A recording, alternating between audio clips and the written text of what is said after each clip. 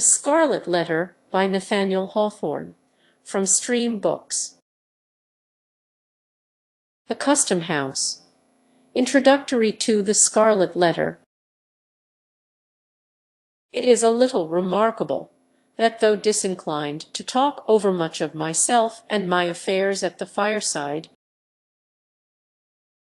and to my personal friends, an autobiographical impulse should twice in my life have taken possession of me in addressing the public. The first time was 3 or 4 years since, when I favored the reader inexcusably, and for no earthly reason that either the indulgent reader or the intrusive author could imagine, with a description of my way of life in the deep quietude of an old manse. And now, because beyond my deserts I was happy enough to find a listener or two on the former occasion, I again seize the public by the button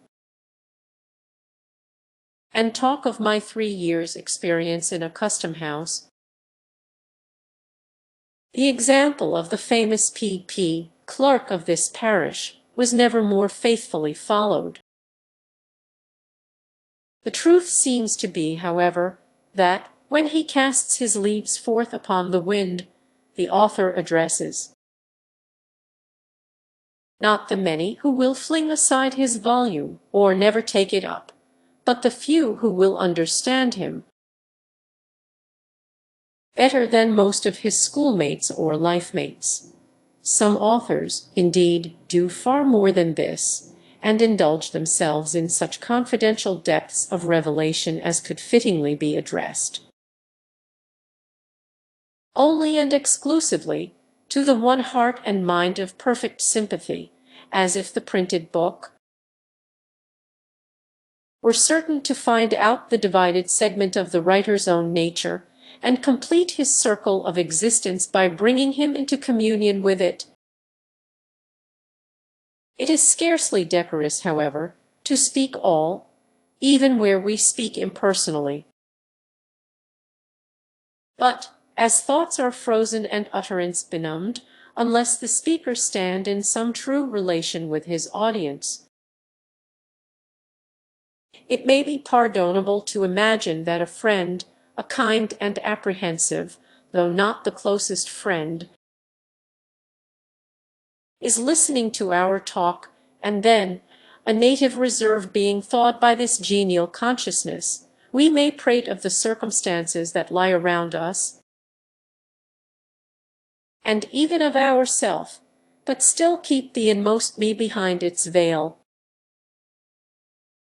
To this extent, and within these limits, an author, methinks, may be autobiographical, without violating either the reader's rights or his own. It will be seen, likewise, that this custom house sketch has a certain propriety, of a kind always recognized in literature,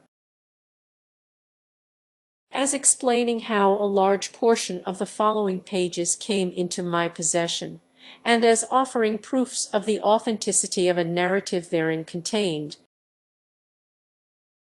This, in fact, a desire to put myself in my true position as editor, or very little more, of the most prolix among the tales that make up my volume. This, and no other, is my true reason for assuming a personal relation with the public. In accomplishing the main purpose, it has appeared allowable, by a few extra touches, to give a faint representation of a mode of life not heretofore described, together with some of the characters that move in it, among whom the author happened to make one. In my native town of Salem, at the head of what, half a century ago, in the days of old King Derby, was a bustling wharf, but which is now burdened with decayed wooden warehouses, and exhibits few or no symptoms of commercial life, except, perhaps, a bark or brig, half-way down its melancholy length, discharging hides. Or, nearer at hand, a Nova Scotia schooner, pitching out her cargo of firewood at the head, I say, of this dilapidated wharf, which the tide often overflows, and along which, at the base and in the rear of the row of buildings, the track of many languid years is seen in a border of unthrifty grass. Here, with a view from its front windows adown this not very enlivening prospect, and thence across the harbour, stands a spacious edifice of brick. From the loftiest point of its roof floats or droops, in breeze or calm, the banner of the Republic, but with the 13 stripes turned vertically, instead of horizontally, and thus indicating that a civil, and not a military post of Uncle Sam's government is here established. Its front is ornamented with a portico of half a dozen wooden pillars supporting a balcony, beneath which a flight of wide granite steps descends towards the street. Over the entrance hovers an enormous specimen of the American eagle, with outspread wings, a shield before her breast, and, if I recollect aright, a bunch of intermingled thunderbolts and barbed arrows in each claw. With the customary infirmity of temper that characterizes this unhappy fowl, she appears, by the fierceness of her beak and eye, and the general truculency of her attitude, to threaten mischief to the inoffensive community, and especially to warn all citizens, careful of their safety, against intruding on the premises which she overshadows with her wings. Nevertheless, vixenly as she looks, many people are seeking, at this very moment, to shelter themselves under the wing of the Federal eagle, imagining, I presume, that her bosom has all the softness and snugness of an eider-down pillow. But she has no great tenderness, even in her best of moods, and, sooner or later, oftener soon than late, is apt to fling off her nestlings with a scratch of her claw, a dab of her beak, or a rankling wound from her barbed arrows. The pavement round about the above-described edifice, which we may as well name at once as the custom-house of the port, has grass enough growing in its chinks to show that it has not, of late days, been worn by any multitudinous resort of business. In some months of the year, however, there often chances a forenoon when affairs move onward with a livelier tread. Such occasions might remind the elderly citizen of that period before the last war with England, when Salem was a port by itself, not scorned, as she is now, by her own merchants and ship owners, who permit her wharves to crumble to ruin, while their ventures go to swell, needlessly and imperceptibly, the mighty flood of commerce at New York or Boston. On some such morning, when 3 or 4 vessels happen to have arrived at once, usually from Africa or South America, or to be on the verge of their departure thitherward, there is a sound of frequent feet, passing briskly up and down the granite steps. Here, before his own wife has greeted him, you may greet the sea-flushed shipmaster just in port, with his vessel's papers under his arm, in a tarnished tin box. Here, too, comes his owner, cheerful or sombre, gracious or in the sulks, accordingly as his scheme of the now accomplished voyage has been realized in merchandise that will readily be turned to gold, or has buried him under a bulk of incommodities, such as nobody will care to rid him of. Here, likewise, the germ of the wrinkled-browed, grizzly-bearded, careworn merchant. We have the smart young clerk, who gets the taste of traffic as a wolf cub does of blood, and already sends adventures in his master's ships, when he had better be sailing mimic boats upon a mill pond. Another figure in the scene is the outward-bound sailor in quest of a protection, or the recently arrived one, pale and feeble, seeking a passport to the hospital. Nor must we forget the captains of the rusty little schooners that bring firewood from the British provinces. A rough-looking set of tarpaulins, without the alertness of the Yankee aspect, but contributing an item of no slight importance to our decaying trade. Cluster all these individuals together, as they sometimes were, with other miscellaneous ones to diversify the group, and, for the time being, it made the custom-house a stirring scene. More frequently, however, on ascending the steps, you would discern in the entry, if it were summer time, or in their appropriate rooms, if wintry or inclement weather, a row of venerable figures sitting in old-fashioned chairs,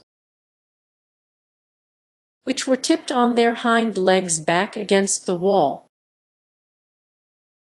Oftentimes they were asleep, but occasionally might be heard talking together in voices between speech and a snore,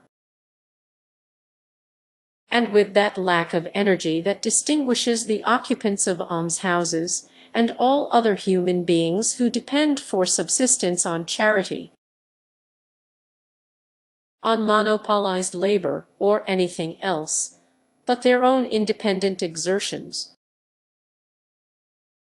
These old gentlemen seated, like Matthew, at the receipt of customs, but not very liable to be summoned thence. Like him, for apostolic errands were custom-house officers. Furthermore, on the left hand as you enter the front door, is a certain room or office, about 15 feet square, and of a lofty height, with two of its arched windows commanding a view of the aforesaid dilapidated wharf, and the third looking across a narrow lane, and along a portion of Derby Street. All three give glimpses of the shops of grocers, block makers, slop sellers, and ship chandlers, around the doors of which are generally to be seen, laughing and gossiping, clusters of old salts, and such other wharf rats as haunt the wapping of a seaport. The room itself is cobwebbed, and dingy with old paint. Its floor is strewn with grey sand in a fashion that has elsewhere fallen into long disuse, and it is easy to conclude, from the general slovenliness of the place, that this is a sanctuary into which womankind, with her tools of magic, the broom and mop. In the way of furniture, there is a stove with a voluminous funnel, an old pine desk, with a three-legged stool beside it, 2 or 3 wooden-bottomed chairs, exceedingly decrepit and infirm, and not to forget the library on some shelves, a score or 2 of volumes of the Acts of Congress, and a bulky digest of the revenue laws. A tin pipe ascends through the ceiling and forms a medium of vocal communication with other parts of the edifice. And here, some 6 months ago, pacing from corner to corner or lounging on the long-legged stool, with his elbow on the desk, and his eyes wandering up and down the columns of the morning newspaper, you might have recognized, honored reader, the same individual who welcomed you into his cheery little study, where the sunshine glimmered so pleasantly through the willow branches, on the western side of the old manse. But now, should you go thither to seek him, you would inquire in vain for the locofoco surveyor. The besom of reform has swept him out of office, and a worthier successor wears his dignity and pockets his emoluments. This old town of Salem, my native place, though I have dwelt much away from it, both in boyhood and mature years, possesses, or did possess, a hold on my affections, the force of which I have never realized during my seasons of actual residence here. Indeed, so far as its physical aspect is concerned, with its flat, unvaried surface, covered chiefly with wooden houses, few or none of which pretend to architectural beauty, its irregularity, which is neither picturesque nor quaint, but only tame, its long and lazy street, lounging wearisomely through the whole extent of the peninsula, with Gallows Hill and New Guinea at one end, and a view of the almshouse at the other, such being the features of my native town. It would be quite as reasonable to form a sentimental attachment to a disarranged checkerboard. And yet, though invariably happiest elsewhere, there is within me a feeling for old Salem, which, in lack of a better phrase, I must be content to call affection. The sentiment is probably assignable to the deep and aged roots which my family has struck into the soil. It is now nearly 2 centuries and a quarter since the original Briton, the earliest emigrant of my name, made his appearance in the wild and forest-bordered settlement, which has since become a city. And here his descendants have been born and died, and have mingled their earthy substance with the soil, until no small portion of it must necessarily be akin to the mortal frame wherewith, for a little while, I walk the streets. In part, therefore, the attachment which I speak of is the mere sensuous sympathy of dust for dust. Few of my countrymen can know what it is, nor, as frequent transplantation is perhaps better for the stock, need they consider it desirable to number, but the sentiment has likewise its moral quality. The figure of that first ancestor, invested by family tradition with a dim and dusky grandeur, was present to my boyish imagination. As far back as I can remember, it still haunts me and induces a sort of home feeling with the past, which I scarcely claim in reference to the present phase of the town. I seem to have a stronger claim to a residence here on account of this grave, bearded, sable-cloaked, and steeple-crowned progenitor, who came so early with his Bible and his sword, and trode the unworn street with such a stately port, and made so large a figure, as a man of war and peace, a stronger claim than for myself, whose name is seldom heard, and my face hardly known. He was a soldier, legislator, judge, he was a ruler in the church, he had all the Puritanic traits, both good and evil. He was likewise a bitter persecutor, as witness the Quakers who have remembered him in their histories, and relate an incident of his hard severity towards a woman of their sect, than any record of his better deeds, although these were many. His son, too, inherited the persecuting spirit, and made himself so conspicuous in the martyrdom of the witches, that their blood may fairly be said to have left a stain upon him. So deep a stain, indeed, that his old dry bones, in the Charter Street burial ground, must still retain it. If they have not crumbled utterly to dust, I know not whether these ancestors of mine bethought themselves to repent, and ask pardon of heaven for their cruelties, or whether they are now groaning under the heavy consequences of them.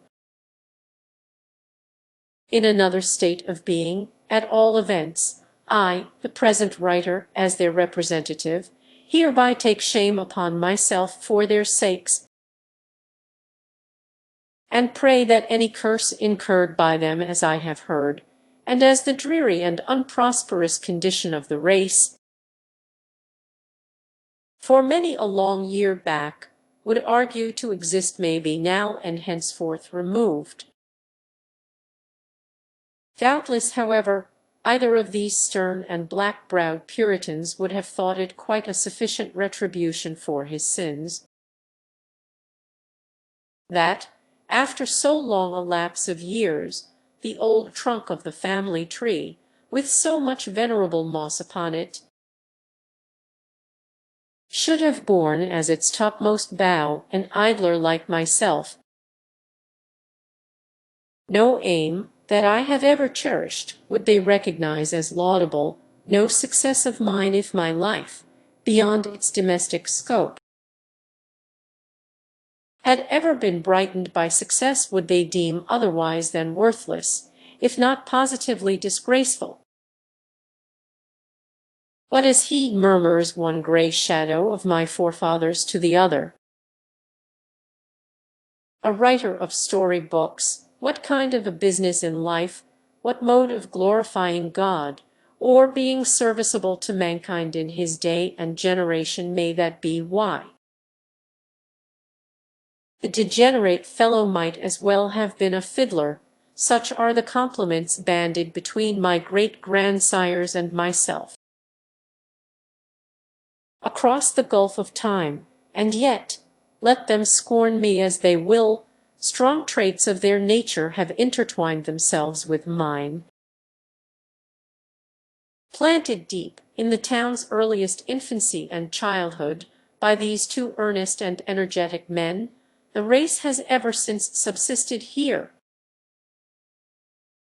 Always, too, in respectability, never, so far as I have known, disgraced by a single unworthy member. But seldom or never, on the other hand, after the first two generations, performing any memorable deed, or so much as putting forward a claim to public notice. Gradually, they have sunk almost out of sight, as old houses, here and there about the streets, get covered halfway to the eaves by the accumulation of new soil. From father to son, for above 100 years, they followed the sea, a gray-headed shipmaster, in each generation, retiring from the quarter-deck to the homestead, while a boy of 14 took the hereditary place before the mast. Confronting the salt spray and the gale, which had blustered against his sire and grandsire, the boy also, in due time, passed from the forecastle to the cabin, spent a tempestuous manhood, and returned from his world wanderings, to grow old and die and mingle his dust with the natal earth. This long connection of a family with one spot, as its place of birth and burial, creates a kindred between the human being and the locality, quite independent of any charm in the scenery or moral circumstances that surround him. It is not love, but instinct. The new inhabitant who came himself from a foreign land, or whose father or grandfather came, has little claim to be called a Salemite. He has no conception of the oyster-like tenacity with which an old settler over whom his third century is creeping clings to the spot where his successive generations have been embedded. It is no matter that the place is joyless for him, that he is weary of the old wooden houses, the mud and dust, the dead level of sight and sentiment, the chill east wind, and the chillest of social atmospheres. All these, and whatever faults besides he may see or imagine, are nothing to the purpose. The spell survives, and just as powerfully, as if the natal spot were an earthly paradise. So has it been in my case. I felt it almost as a destiny to make Salem my home. Ever, as one representative of the race lay down in his grave, another assuming, as it were, his sentry march along the main street, might still in my little day be seen and recognized in the old town. Nevertheless, this very sentiment is an evidence that the connection, which has become an unhealthy one, should at last be severed. Human nature will not flourish, any more than a potato, if it be planted and replanted for too long a series of generations in the same worn-out soil. My children have had other birthplaces, and, so far as their fortunes may be within my control, shall strike their roots into unaccustomed earth. On emerging from the old manse, it was chiefly this strange, indolent, unjoyous attachment for my native town that brought me to fill a place in Uncle Sam's brick edifice, when I might as well, or better, have gone somewhere else. My doom was on me. It was not the first time, nor the second, that I had gone away, as it seemed, permanently, but yet returned, like the bad halfpenny, or as if Salem were for me the inevitable center of the universe. So, one fine morning, I ascended the flight of granite steps, with the President's commission in my pocket, and was introduced to the corps of gentlemen who were to aid me in my weighty responsibility as Chief Executive Officer of the Custom House. I doubt greatly, or rather, I do not doubt at all whether any public functionary of the United States, either in the civil or military line, has ever had such a patriarchal body of veterans under his orders as myself. The whereabouts of the oldest inhabitant was at once settled when I looked at them. For upwards of 20 years before this epoch, the independent position of the collector had kept the Salem Custom House out of the whirlpool of political vicissitude, which makes the tenure of office generally so fragile. A soldier, New England's most distinguished soldier, he stood firmly on the pedestal of his gallant services,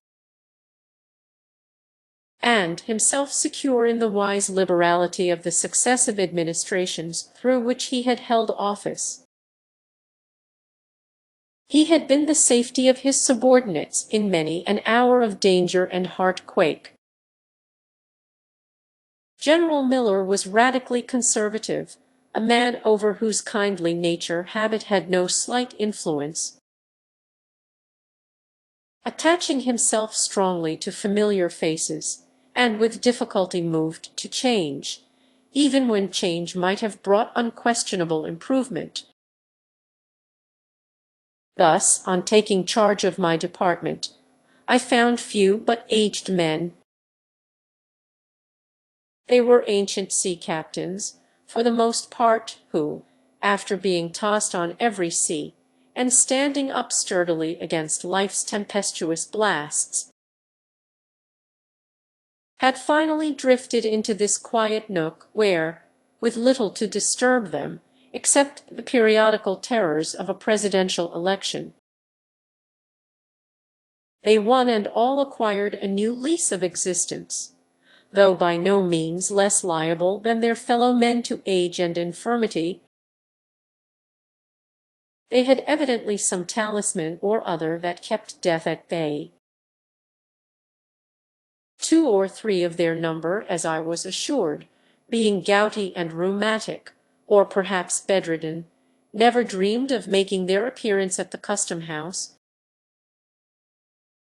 during a large part of the year, but, after a torpid winter, would creep out into the warm sunshine of May or June, go lazily about what they termed duty, and, at their own leisure and convenience, betake themselves to bed again. I must plead guilty to the charge of abbreviating the official breath of more than one of these venerable servants of the Republic. They were allowed, on my representation, to rest from their arduous labors, and soon afterwards, as if their sole principle of life had been zeal for their country's service, as I verily believe it was, withdrew to a better world. It is a pious consolation to me that, through my interference, a sufficient space was allowed them for repentance of the evil and corrupt practices into which, as a matter of course, every custom-house officer must be supposed to fall. Neither the front nor the back entrance of the custom-house opens on the road to paradise. The greater part of my officers were Whigs. It was well for their venerable brotherhood that the new surveyor was not a politician, and though a faithful Democrat in principle, neither received nor held his office with any reference to political services.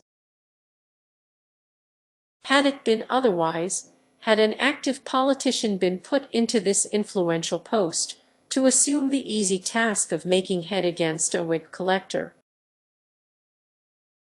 whose infirmities withheld him from the personal administration of his office, hardly a man of the old corps would have drawn the breath of official life. Within a month after the exterminating angel had come up the custom-house steps, according to the received code in such matters, it would have been nothing short of duty, in a politician, to bring every one of those whiteheads under the axe of the guillotine. It was plain enough to discern that the old fellows dreaded some such discourtesy at my hands. It pained, and at the same time amused me, to behold the terrors that attended my advent. To see a furrowed cheek, weather-beaten by half a century of storm, turn ashy pale at the glance of so harmless an individual as myself. To detect, as one or another addressed me, the tremor of a voice, which, in long past days, had been wont to bellow through a speaking trumpet, hoarsely enough to frighten Boreas himself to silence. They knew, these excellent old persons, that by all established rule, and as regarded some of them, weighed by their own lack of efficiency for business, they ought to have given place to younger men, more orthodox in politics, and altogether fitter than themselves to serve our common uncle. I knew it too, but could never quite find in my heart to act upon the knowledge. Much and deservedly to my own discredit, therefore, and considerably to the detriment of my official conscience, they continued, during my incumbency, to creep about the wharves and loiter up and down the custom-house steps. They spent a good deal of time, also, asleep in their accustomed corners, with their chairs tilted back against the wall. awaking, however, once or twice in a forenoon, to bore one another with the several thousandth repetition of old sea stories and mouldy jokes that had grown to be passwords and countersigns among them. The discovery was soon made, I imagine, that the new surveyor had no great harm in him. So, with lightsome hearts, and the happy consciousness of being usefully employed in their own behalf, at least, if not for our beloved country, these good old gentlemen went through the various formalities of office. Sagaciously, under their spectacles, did they peep into the holds of vessels. Mighty was their fuss about little matters, and marvelous, sometimes, the obtuseness that allowed greater ones to slip between their fingers whenever such a mischance occurred. When a wagon load of valuable merchandise had been smuggled ashore at noonday, perhaps, and directly beneath their unsuspicious noses, nothing could exceed the vigilance and alacrity with which they proceeded to lock and double lock, and secure with tape and sealing wax all the avenues of the delinquent vessel. Instead of a reprimand for their previous negligence, the case seemed rather to require an eulogium on their praiseworthy caution. After the mischief had happened, a grateful recognition of the promptitude of their zeal, the moment that there was no longer any remedy. Unless people are more than commonly disagreeable, it is my foolish habit to contract a kindness for them. The better part of my companion's character, if it have a better part, is that which usually comes uppermost in my regard, and forms the type whereby I recognize the man, as most of these old custom-house officers had good traits, and as my position in reference to them, being paternal and protective, was favorable to the growth of friendly sentiments. I soon grew to like them all. It was pleasant in the summer forenoons, when the fervent heat, that almost liquefied the rest of the human family,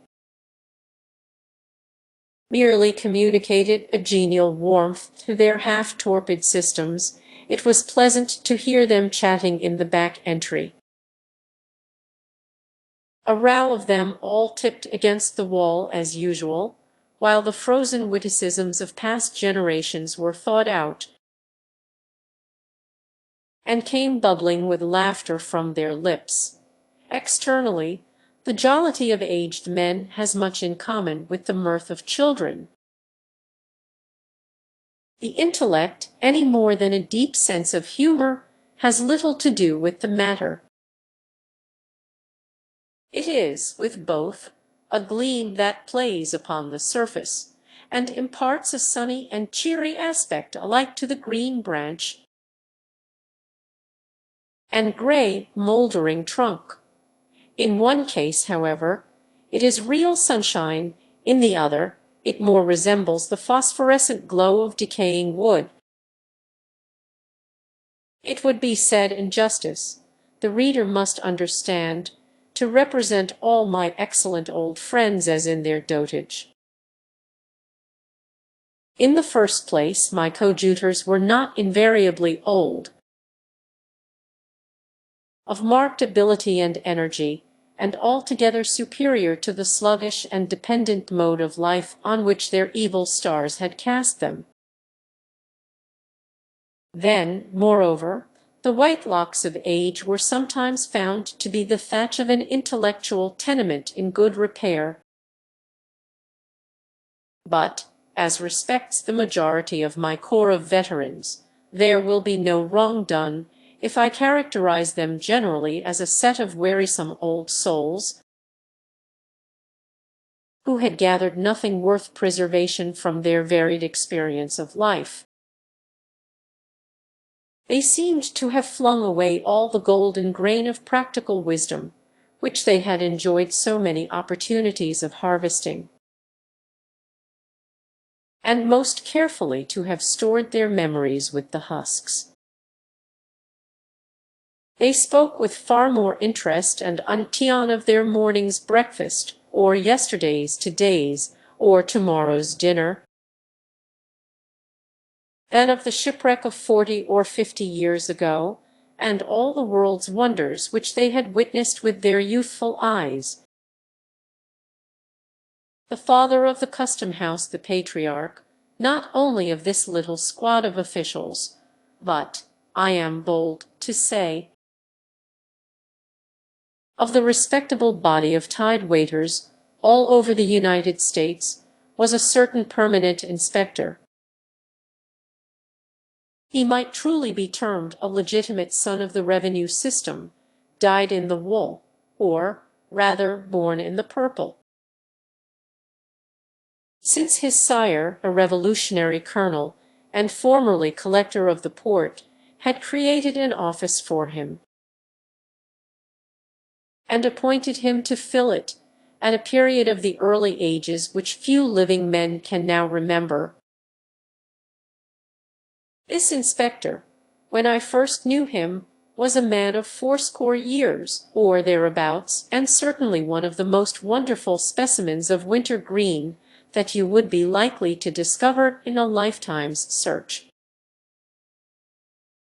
With his florid cheek, his compact figure, smartly arrayed in a bright buttoned blue coat, his brisk and vigorous step, and his hale and hearty aspect, altogether he seemed not young, indeed, but a kind of new contrivance of Mother Nature in the shape of man, whom age and infirmity had no business to touch. His voice and laugh, which perpetually re-echoed through the custom-house, had nothing of the tremulous quaver and cackle of an old man's utterance. They came strutting out of his lungs,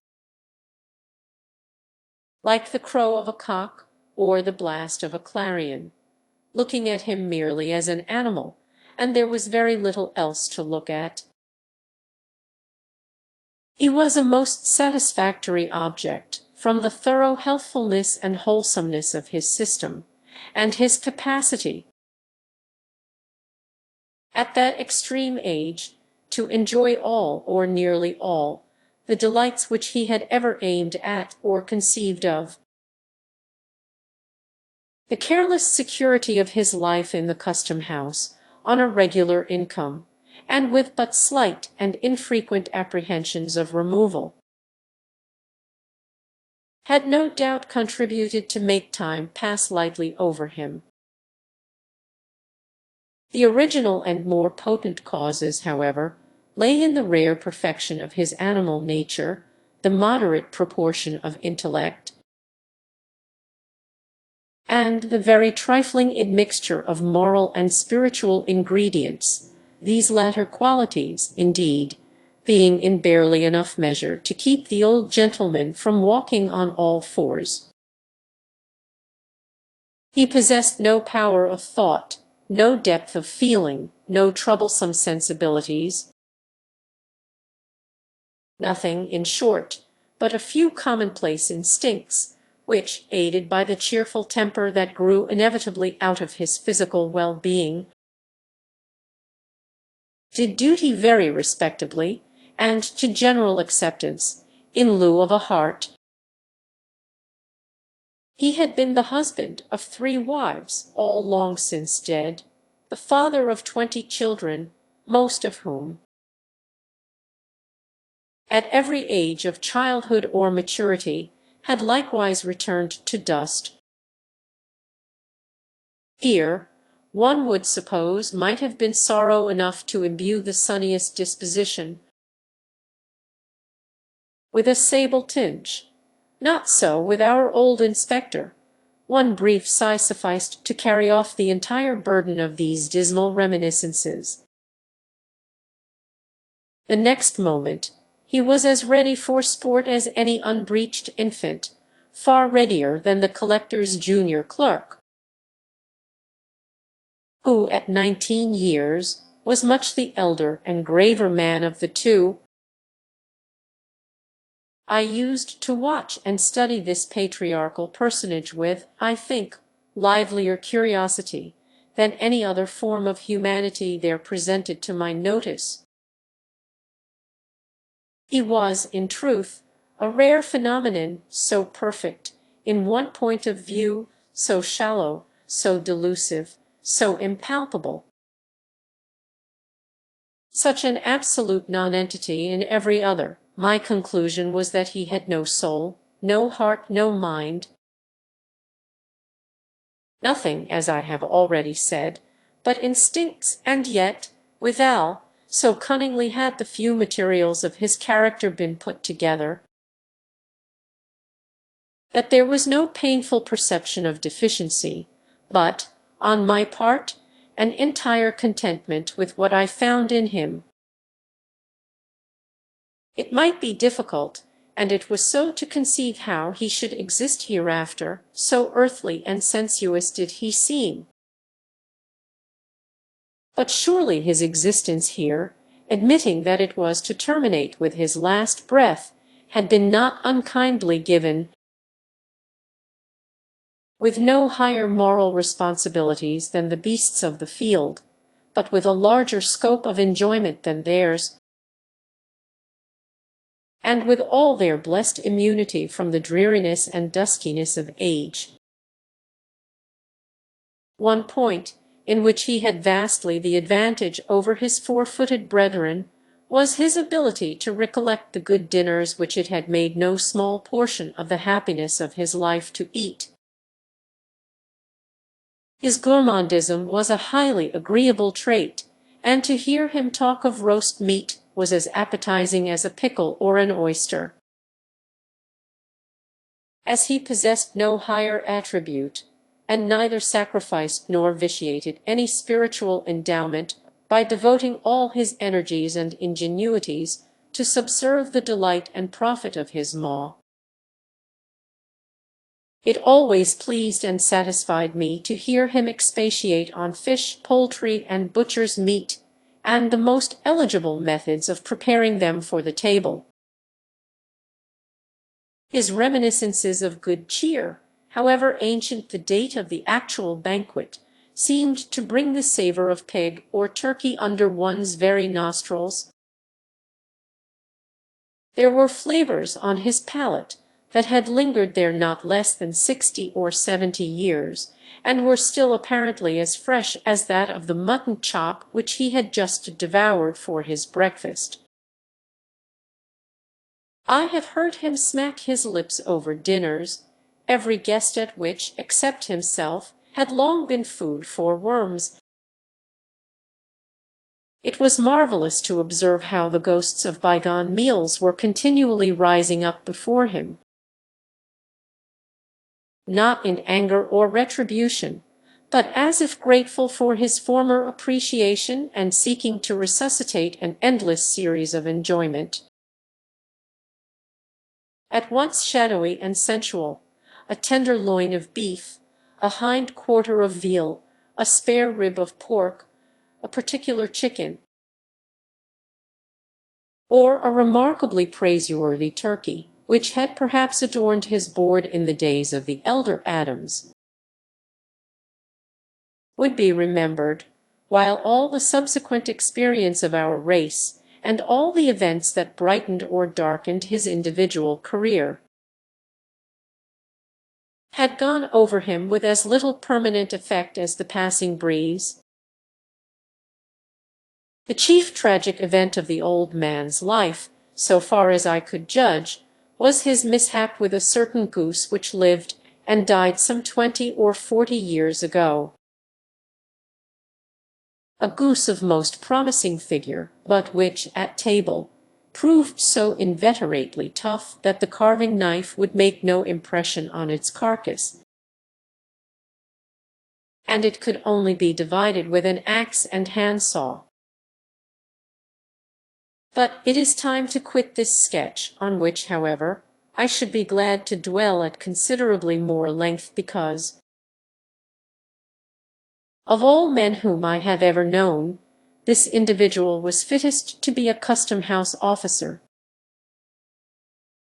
Most persons, owing to causes which I may not have space to hint at, suffer moral detriment from this peculiar mode of life. The old inspector was incapable of it, and, were he to continue in office to the end of time, would be just as good as he was then, and sit down to dinner with just as good an appetite. There is one likeness, without which my gallery of custom-house portraits would be strangely incomplete, but which my comparatively few opportunities for observation enable me to sketch only in the merest outline. It is that of the collector, our gallant old general, who, after his brilliant military service, subsequently to which he had ruled over a wild western territory, had come hither, 20 years before, to spend the decline of his varied and honorable life.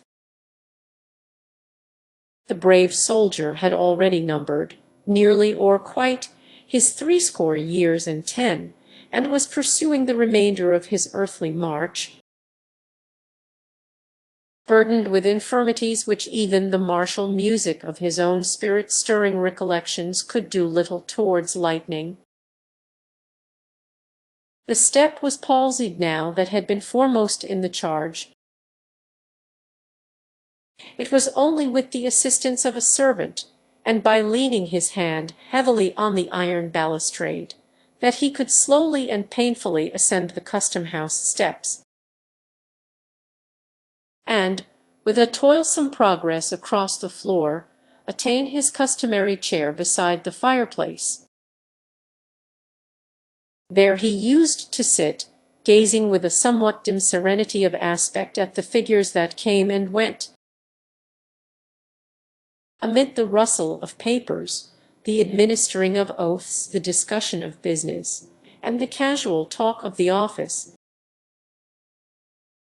all which sounds and circumstances seemed but indistinctly to impress his senses, and hardly to make their way into his inner sphere of contemplation. His countenance in this repose was mild and kindly. If his notice was sought, an expression of courtesy and interest gleamed out upon his features, proving that there was light within him, and that it was only the outward medium of the intellectual lamp that obstructed the rays in their passage. The closer you penetrated to the substance of his mind, the sounder it appeared. When no longer called upon to speak or listen, either of which operations cost him an evident effort, his face would briefly subside into its former not uncheerful quietude.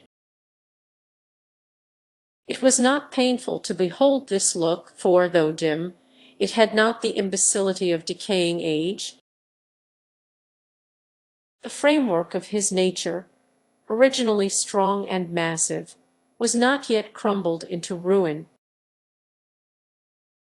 To observe and define his character, however, under such disadvantages, was as difficult a task as to trace out and build up anew, in imagination, an old fortress, like Ticonderoga, from a view of its gray and broken ruins. Here and there, perchance, the walls may remain almost complete, but elsewhere may be only a shapeless mound, cumbrous with its very strength and overgrown, through long years of peace and neglect, with grass and alien weeds.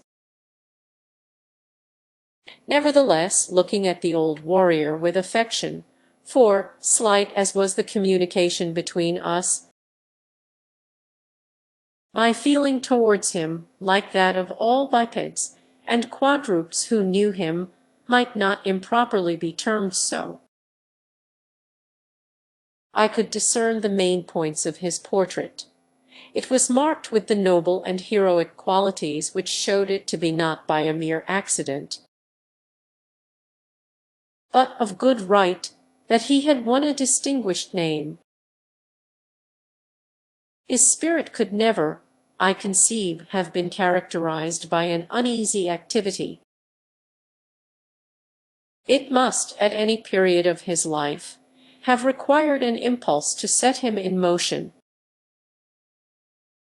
But, once stirred up, with obstacles to overcome and an adequate object to be attained, it was not in the man to give out or fail. The heat that had formerly pervaded his nature, and which was not yet extinct, was never of the kind that flashes and flickers in a blaze,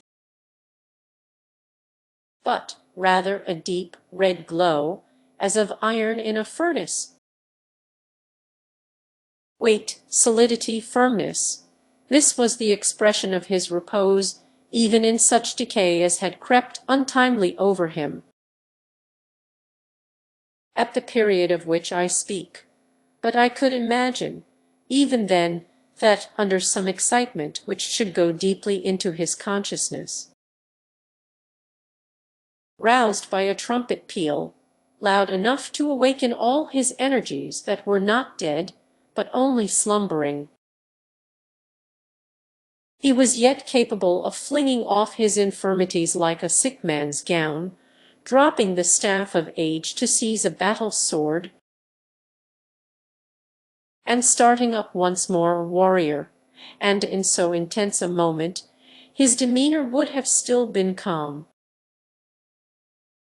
Such an exhibition, however, was but to be pictured in fancy, not to be anticipated nor desired. What I saw in him as evidently as the indestructible ramparts of old Ticonderoga already cited, as the most appropriate simile were the features of stubborn and ponderous endurance, which might well have amounted to obstinacy in his earlier days, of integrity, that, like most of his other endowments, lay in a somewhat heavy mass, and was just as unmalleable and unmanageable as a ton of iron ore, and of benevolence which, fiercely as he led the bayonets on at Chippewa or Fort Erie, I take to be of quite as genuine a stamp as what actuates any or all the polemical philanthropists of the age. He had slain men with his own hand, for aught I know, certainly they had fallen like blades of grass at the sweep of the scythe, before the charge to which his spirit imparted its triumphant energy. But, be that as it might, there was never in his heart so much cruelty as would have brushed the down off a butterfly's wing. I have not known the man to whose innate kindliness I would more confidently make an appeal. Many characteristics, and those, too, which contribute not the least forcibly to impart resemblance in a sketch, must have vanished, or been obscured, before I met the general. All merely graceful attributes are usually the most evanescent. Nor does nature adorn the human ruin with blossoms of new beauty, that have their roots and proper nutriment only in the chinks and crevices of decay. As she sows wall flowers over the ruined fortress of Ticonderoga, still, even in respect of grace and beauty, there were points well worth noting. A ray of humor, now and then, would make its way through the veil of dim obstruction, and glimmer pleasantly upon our faces. A trait of native elegance, seldom seen in the masculine character after childhood or early youth, was shown in the general's fondness for the sight and fragrance of flowers. An old soldier might be supposed to prize only the bloody laurel on his brow, but here was one who seemed to have a young girl's appreciation of the floral tribe. There, Beside the fireplace, the brave old general used to sit, while the surveyor, though seldom, when it could be avoided, taking upon himself the difficult task of engaging him in conversation, was fond of standing at a distance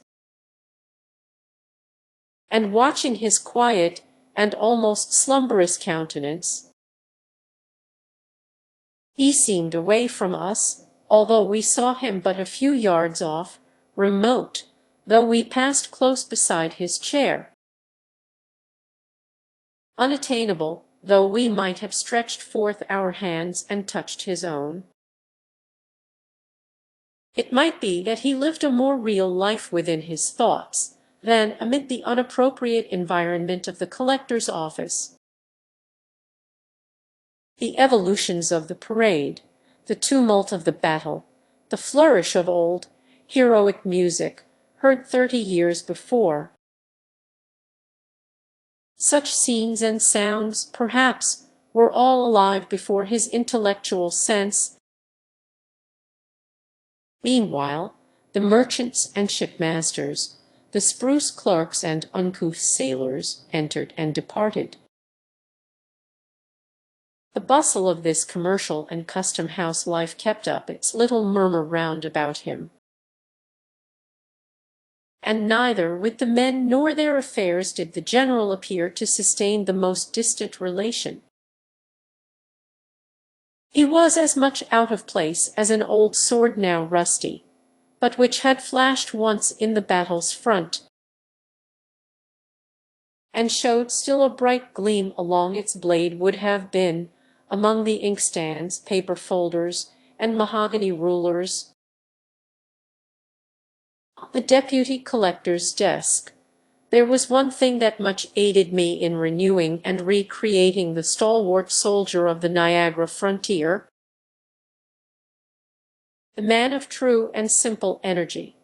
It was the recollection of those memorable words of his, "Ill tried, sir," spoken on the very verge of a desperate and heroic enterprise,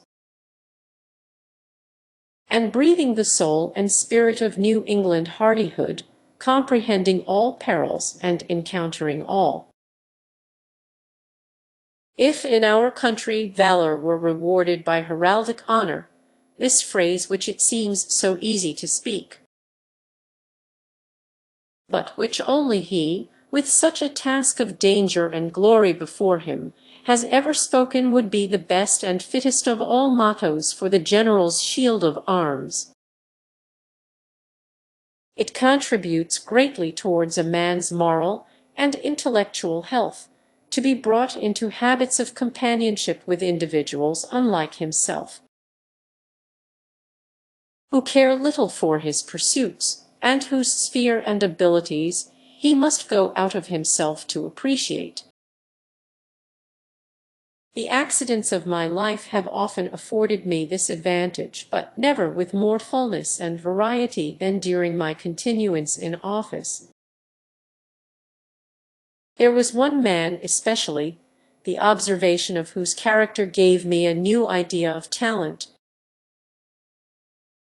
His gifts were emphatically those of a man of business, prompt, acute, clear-minded, with an eye that saw through all perplexities, and a faculty of arrangement that made them vanish, as by the waving of an enchanter's wand. Bred up from boyhood in the custom-house, it was his proper field of activity, and the many intricacies of business,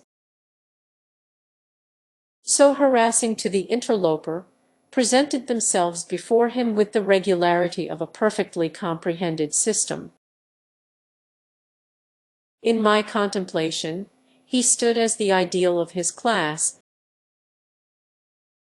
He was, indeed, the custom-house in himself, or, at all events, the mainspring that kept its variously revolving wheels in motion. For, in an institution like this, where its officers are appointed to subserve their own profit and convenience, and seldom with a leading reference to their fitness for the duty to be performed, they must perforce seek elsewhere the dexterity which is not in them. Thus, by an inevitable necessity, as a magnet attracts steel filings, so did our man of business draw to himself the difficulties which everybody met with an easy condescension and kind forbearance towards our stupidity, which, to his order of mind, must have seemed little short of crime. Would he forthwith, by the merest touch of his finger, make the incomprehensible as clear as daylight? The merchants valued him not less than we, his esoteric friends. His integrity was perfect. It was a law of nature with him, rather than a choice or a principle. Nor can it be otherwise than the main condition of an intellect so remarkably clear and accurate as his, to be honest and regular in the administration of affairs. A stain on his conscience, as to anything that came within the range of his vocation, would trouble such a man very much in the same way, though to a far greater degree, that an error in the balance of an account, or an ink blot on the fair page of a book of record. Here, in a word, and it is a rare instance in my life, I had met with a person thoroughly adapted to the situation which he held. Such were some of the people with whom I now found myself connected. I took it in good part, at the hands of Providence, that I was thrown into a position so little akin to my past habits, and set myself seriously to gather from it whatever profit was to be had. After my fellowship of toil and impracticable schemes with the dreamy brethren of Brook Farm, after living for 3 years within the subtile influence of an intellect like Emerson's, after those wild, free days on the Sabbath, indulging fantastic speculations, beside our fire of fallen boughs, with Ellery Channing, after talking with Thoreau about pine trees and Indian relics, in his hermitage at Walden, after growing fastidious by sympathy with the classic refinement of Hillard's culture, after becoming imbued with poetic sentiment at Longfellow's hearthstone, it was time, at length, that I should exercise other faculties of my nature, and nourish myself with food for which I had hitherto had little appetite. Even the old inspector was desirable, as a change of diet, to a man who had known Alcott. I look upon it as an evidence, in some measure, of a system naturally well balanced, and lacking no essential part of a thorough organization, that, with such associates to remember, I could mingle at once with men of altogether different qualities, and never murmur at the change. Literature, its exertions and objects, were now of little moment in my regard. I cared not, at this period, for books. They were apart from me. Nature, except it were human nature, the nature that is developed in earth and sky, was, in one sense, hidden from me, and all the imaginative delight wherewith it had been spiritualized passed away out of my mind. A gift, a faculty, if it had not departed, was suspended and inanimate within me. There would have been something sad, unutterably dreary in all this, had I not been conscious that it lay at my own option to recall whatever was valuable in the past. It might be true, indeed, that this was a life which could not with impunity be lived too long. Else, It might have made me permanently other than I had been without transforming me into any shape which it would be worth my while to take. But I never considered it as other than a transitory life. There was always a prophetic instinct, a low whisper in my ear, that within no long period, and whenever a new change of custom should be essential to my good,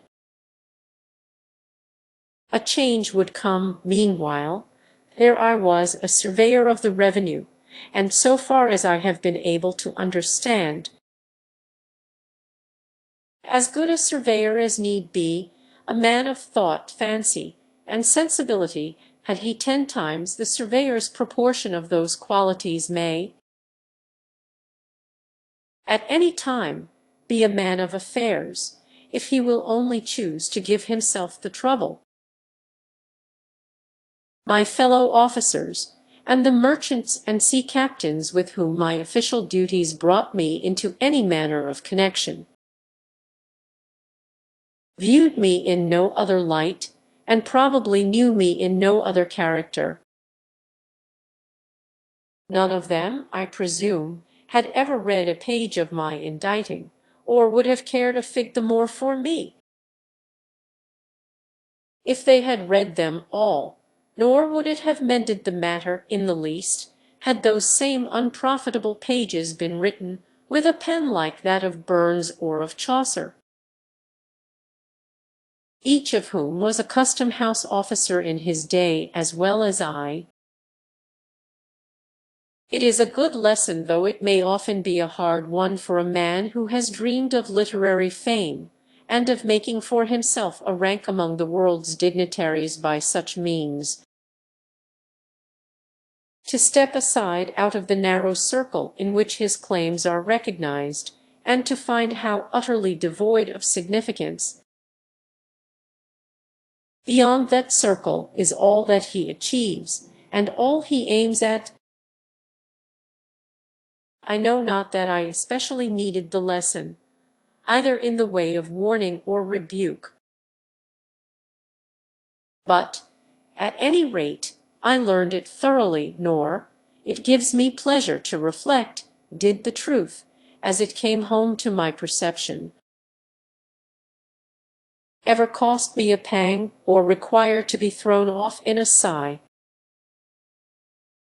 In the way of literary talk, it is true, the naval officer, an excellent fellow, who came into office with me and went out only a little later, would often engage me in a discussion about one or the other of his favorite topics,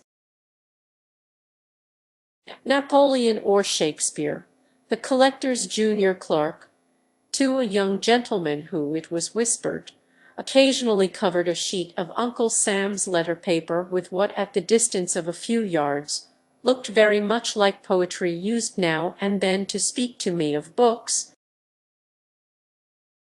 as matters with which I might possibly be conversant.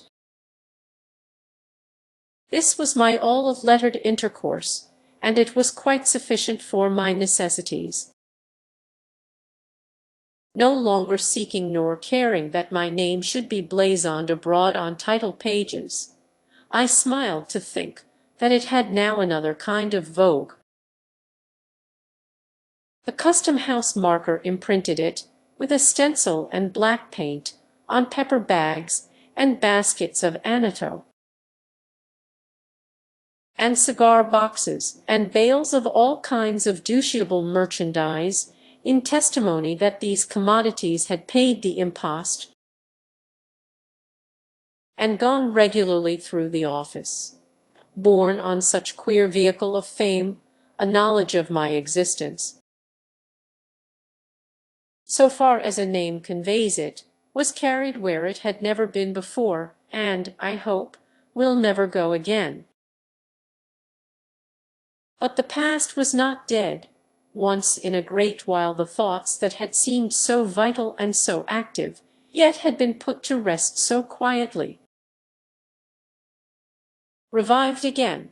One of the most remarkable occasions, when the habit of bygone days awoke in me, was that which brings it within the law of literary propriety to offer the public the sketch which I am now writing.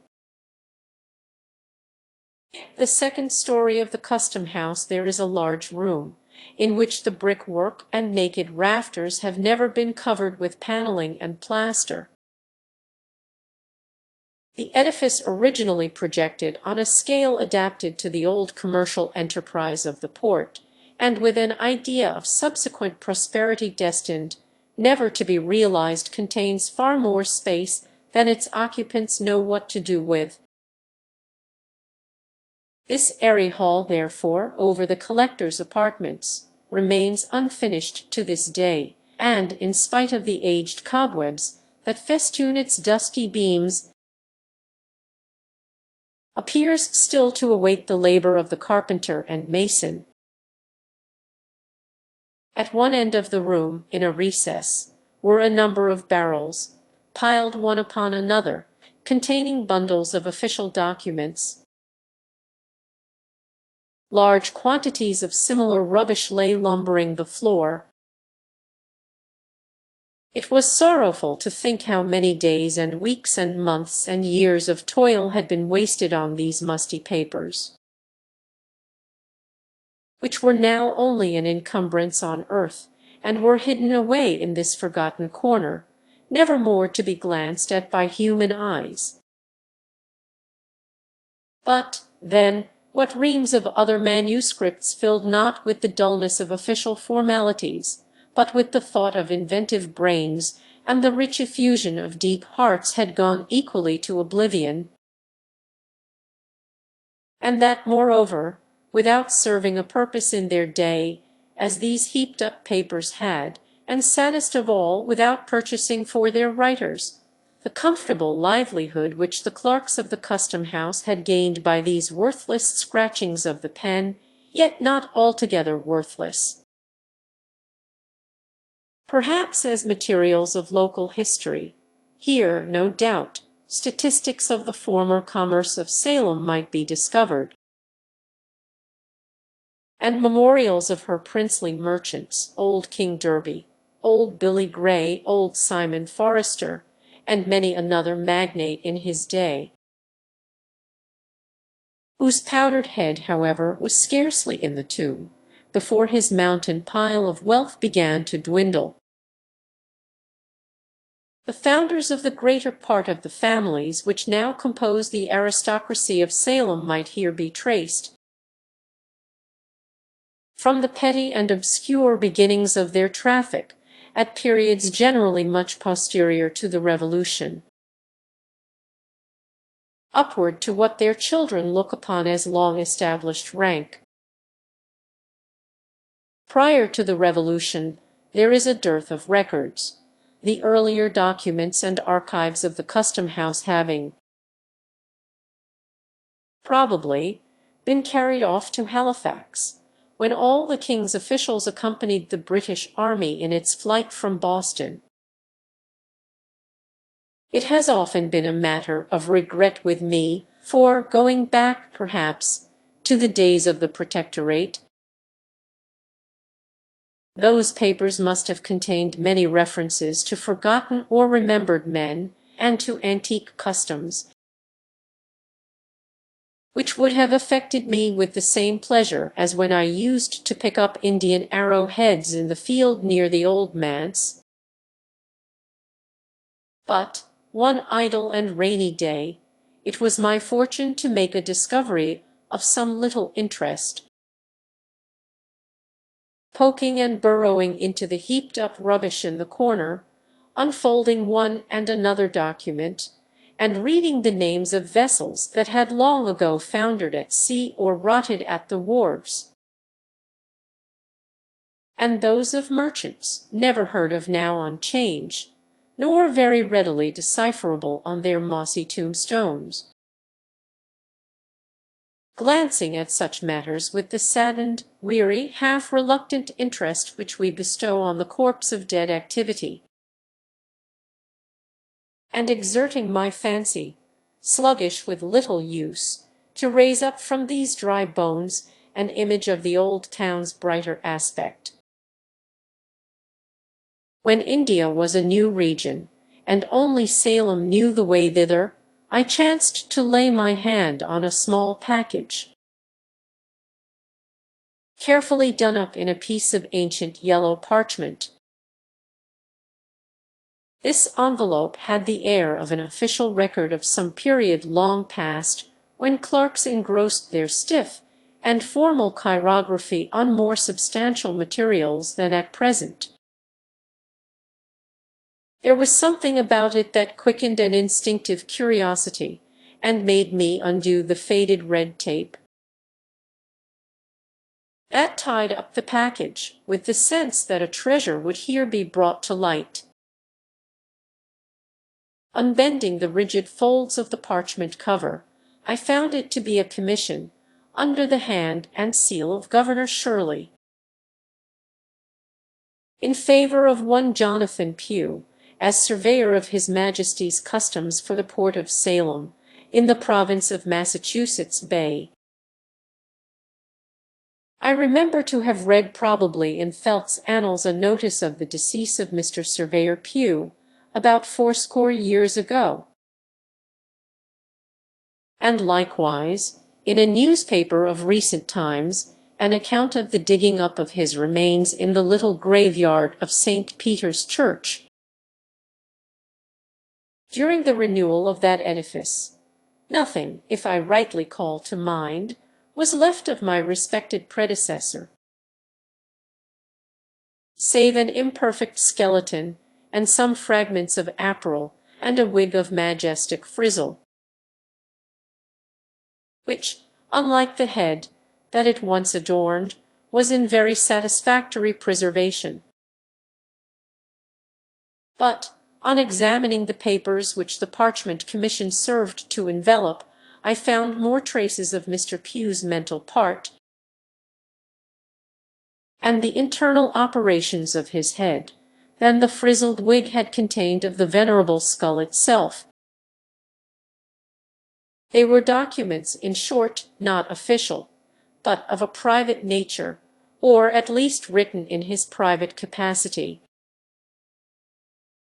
and apparently with his own hand. I could account for their being included in the heap of custom-house lumber only by the fact that Mr. Pugh's death had happened suddenly, and that these papers, which he probably kept in his official desk, had never come to the knowledge of his heirs, or were supposed to relate to the business of the revenue. On the transfer of the archives to Halifax, this package, proving to be of no public concern, was left behind, and had remained ever since unopened, the ancient surveyor being little molested, I suppose, at that early day, with business pertaining to his office. Seems to have devoted some of his many leisure hours to researches as a local antiquarian, and other inquisitions of a similar nature. These supplied material for petty activity to a mind that would otherwise have been eaten up with rust. A portion of his facts, by the by, did me good service in the preparation of the article entitled Main Street, included in the present volume.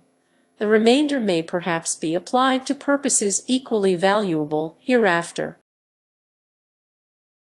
or not impossibly may be worked up, so far as they go, into a regular history of Salem, should my veneration for the natal soil ever impel me to so pious a task.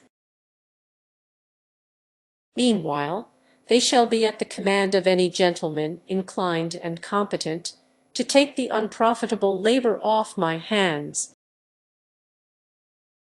As a final disposition, I contemplate depositing them with the Essex Historical Society. But the object that most drew my attention in the mysterious package was a certain affair of fine red cloth, much worn and faded. There were traces about it of gold embroidery, which, however, was greatly frayed and defaced. so that none or very little of the glitter was left. It had been wrought, as was easy to perceive, with wonderful skill of needlework, and the stitch, as I am assured by ladies conversant with such mysteries, gives evidence of a now forgotten art, not to be recovered even by the process of picking out the threads. This rag of scarlet cloth, for time and wear, and a sacrilegious moth had reduced it to little other than a rag. On careful examination, assumed the shape of a letter. It was the capital letter A. By an accurate measurement, each limb proved to be precisely 3 inches and a quarter in length. It had been intended, there could be no doubt, as an ornamental article of dress, but how it was to be worn, or what rank, honor, and dignity in by-past times were signified by it, was a riddle which, so evanescent are the fashions of the world in these particulars, I saw little hope of solving. And yet it strangely interested me. My eyes fastened themselves upon the old scarlet letter, and would not be turned aside. Certainly, there was some deep meaning in it, most worthy of interpretation, and which, as it were, streamed forth from the mystic symbol, subtly communicating itself to my sensibilities, but evading the analysis of my mind. While thus perplexed and cogitating, among other hypotheses, whether the letter might not have been one of those decorations which the white men used to contrive, in order to take the eyes of Indians, I happened to place it on my breast. It seemed to me, the reader may smile, but must not doubt my word, it seemed to me, then, that I experienced a sensation not altogether physical, yet almost so, of burning heat, and as if the letter were not of red cloth, but red-hot iron. I shuddered, and involuntarily let it fall upon the floor. In the absorbing contemplation of the scarlet letter, I had hitherto neglected to examine a small roll of dingy paper, around which it had been twisted. This I now opened, and had the satisfaction to find, recorded by the old surveyor's pen, a reasonably complete explanation of the whole affair. There were several foolscap sheets containing many particulars respecting the life and conversation of one Hester Prynne, who appeared to have been rather a noteworthy personage in the view of our ancestors. She had flourished during the period between the early days of Massachusetts and the close of the 17th century. Aged persons, alive in the time of Mr. Surveyor Pugh, and from whose oral testimony he had made up his narrative, remembered her in their youth as a very old but not decrepit woman of a stately and solemn aspect. It had been her habit, from an almost immemorial date, to go about the country as a kind of voluntary nurse, and doing whatever miscellaneous good she might, taking upon herself, likewise, to give advice in all matters, especially those of the heart, by which means, as a person of such propensities inevitably must, she gained from many people the reverence due to an angel, but, I should imagine, was looked upon by others as an intruder and a nuisance. Prying further into the manuscript, I found the record of other doings and sufferings of this singular woman, for most of which the reader is referred to the story entitled The Scarlet Letter. And it should be borne carefully in mind that the main facts of that story are authorized and authenticated by the document of Mr. Surveyor Pugh. The original papers, together with the Scarlet Letter itself, a most curious relic, are still in my possession, and shall be freely exhibited to whomsoever, induced by the great interest of the narrative, may desire a sight of them. I must not be understood as affirming that, in the dressing up of the tale, and imagining the motives and modes of passion that influenced the characters who figure in it, I have invariably confined myself within the limits of the old surveyor's half a dozen sheets of foolscap. On the contrary, I have allowed myself, as to such points, nearly or altogether as much license, as if the facts had been entirely of my own invention. What I contend for is the authenticity of the outline. This incident recalled my mind, in some degree, to its old track.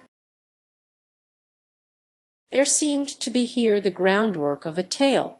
It impressed me as if the ancient surveyor, in his garb of 100 years gone by, and wearing his immortal wig, which was buried with him, but did not perish in the grave, had met me in the deserted chamber of the custom-house.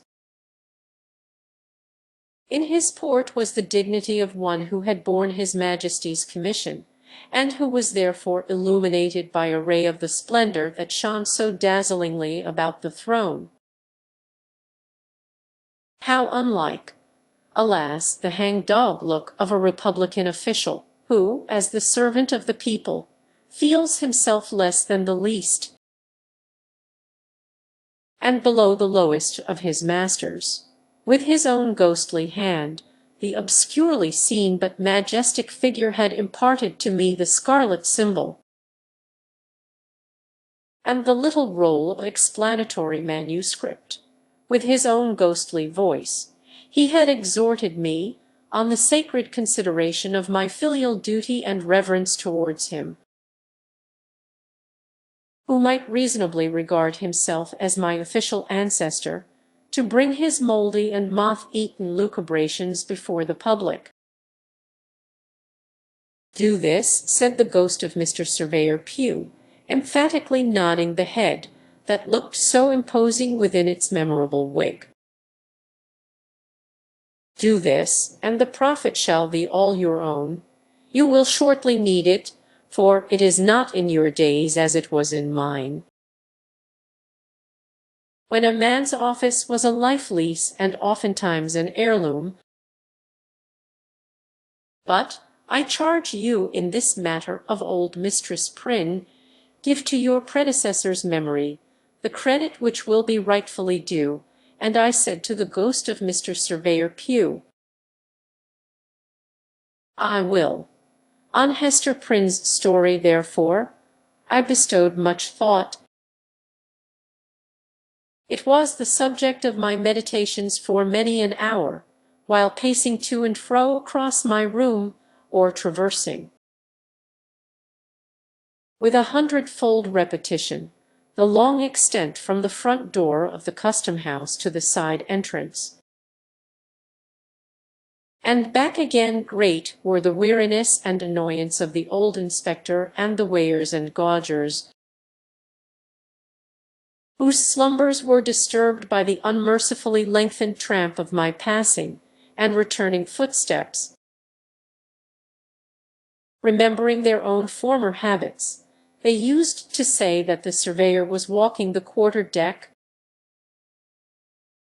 They probably fancied that my sole object, and, indeed, the sole object for which a sane man could ever put himself into voluntary motion, was to get an appetite for dinner, and, to say the truth, an appetite sharpened by the east wind that generally blew along the passage, was the only valuable result of so much indefatigable exercise. So little adapted is the atmosphere of a custom house to the delicate harvest of fancy and sensibility,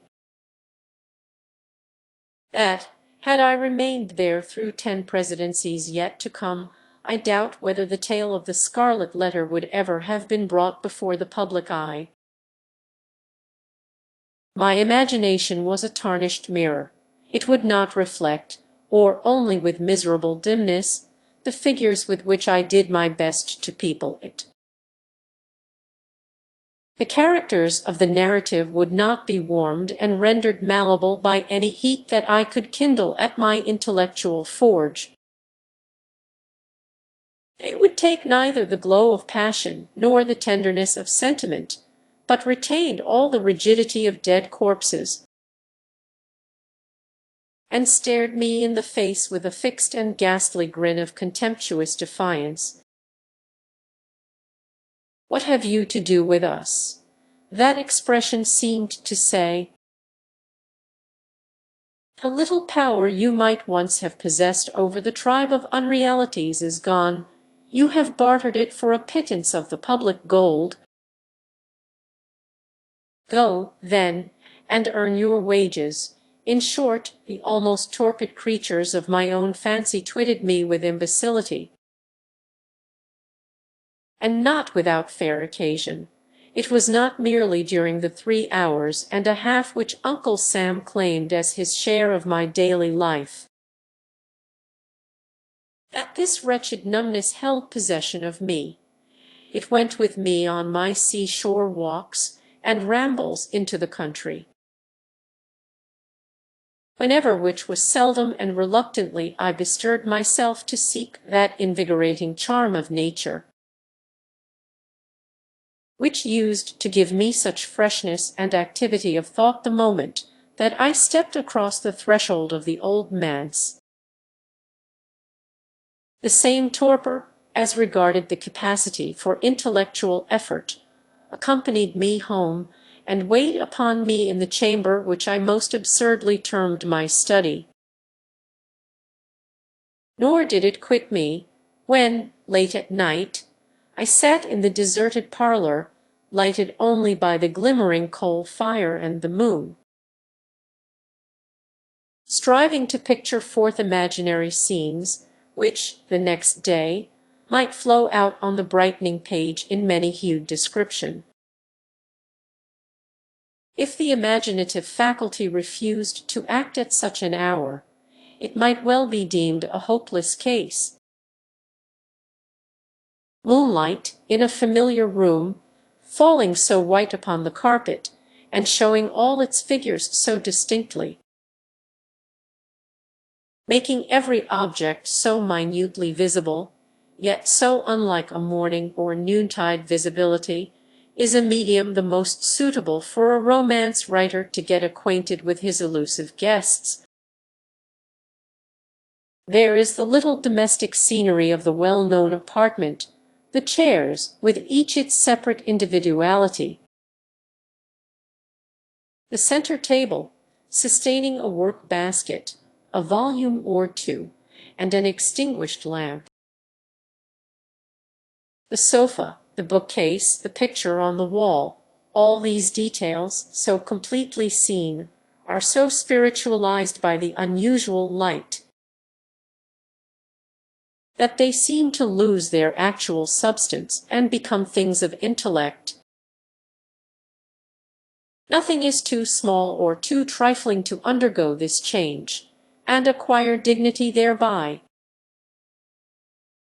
A child's shoe, the doll seated in her little wicker carriage, the hobby horse, whatever, in a word, has been used or played with during the day, is now invested with a quality of strangeness and remoteness, though still almost as vividly present as by daylight. Thus, therefore, the floor of our familiar room has become a neutral territory, somewhere between the real world and fairyland, where the actual and the imaginary may meet, and each imbue itself with the nature of the other. Ghosts might enter here, without affrighting us, it would be too much in keeping with the scene to excite surprise. Were we to look about us and discover a form beloved, but gone hence, now sitting quietly in a streak of this magic moonshine, with an aspect that would make us doubt whether it had returned from afar, or had never once stirred from our fireside. The somewhat dim coal fire has an essential influence in producing the effect which I would describe.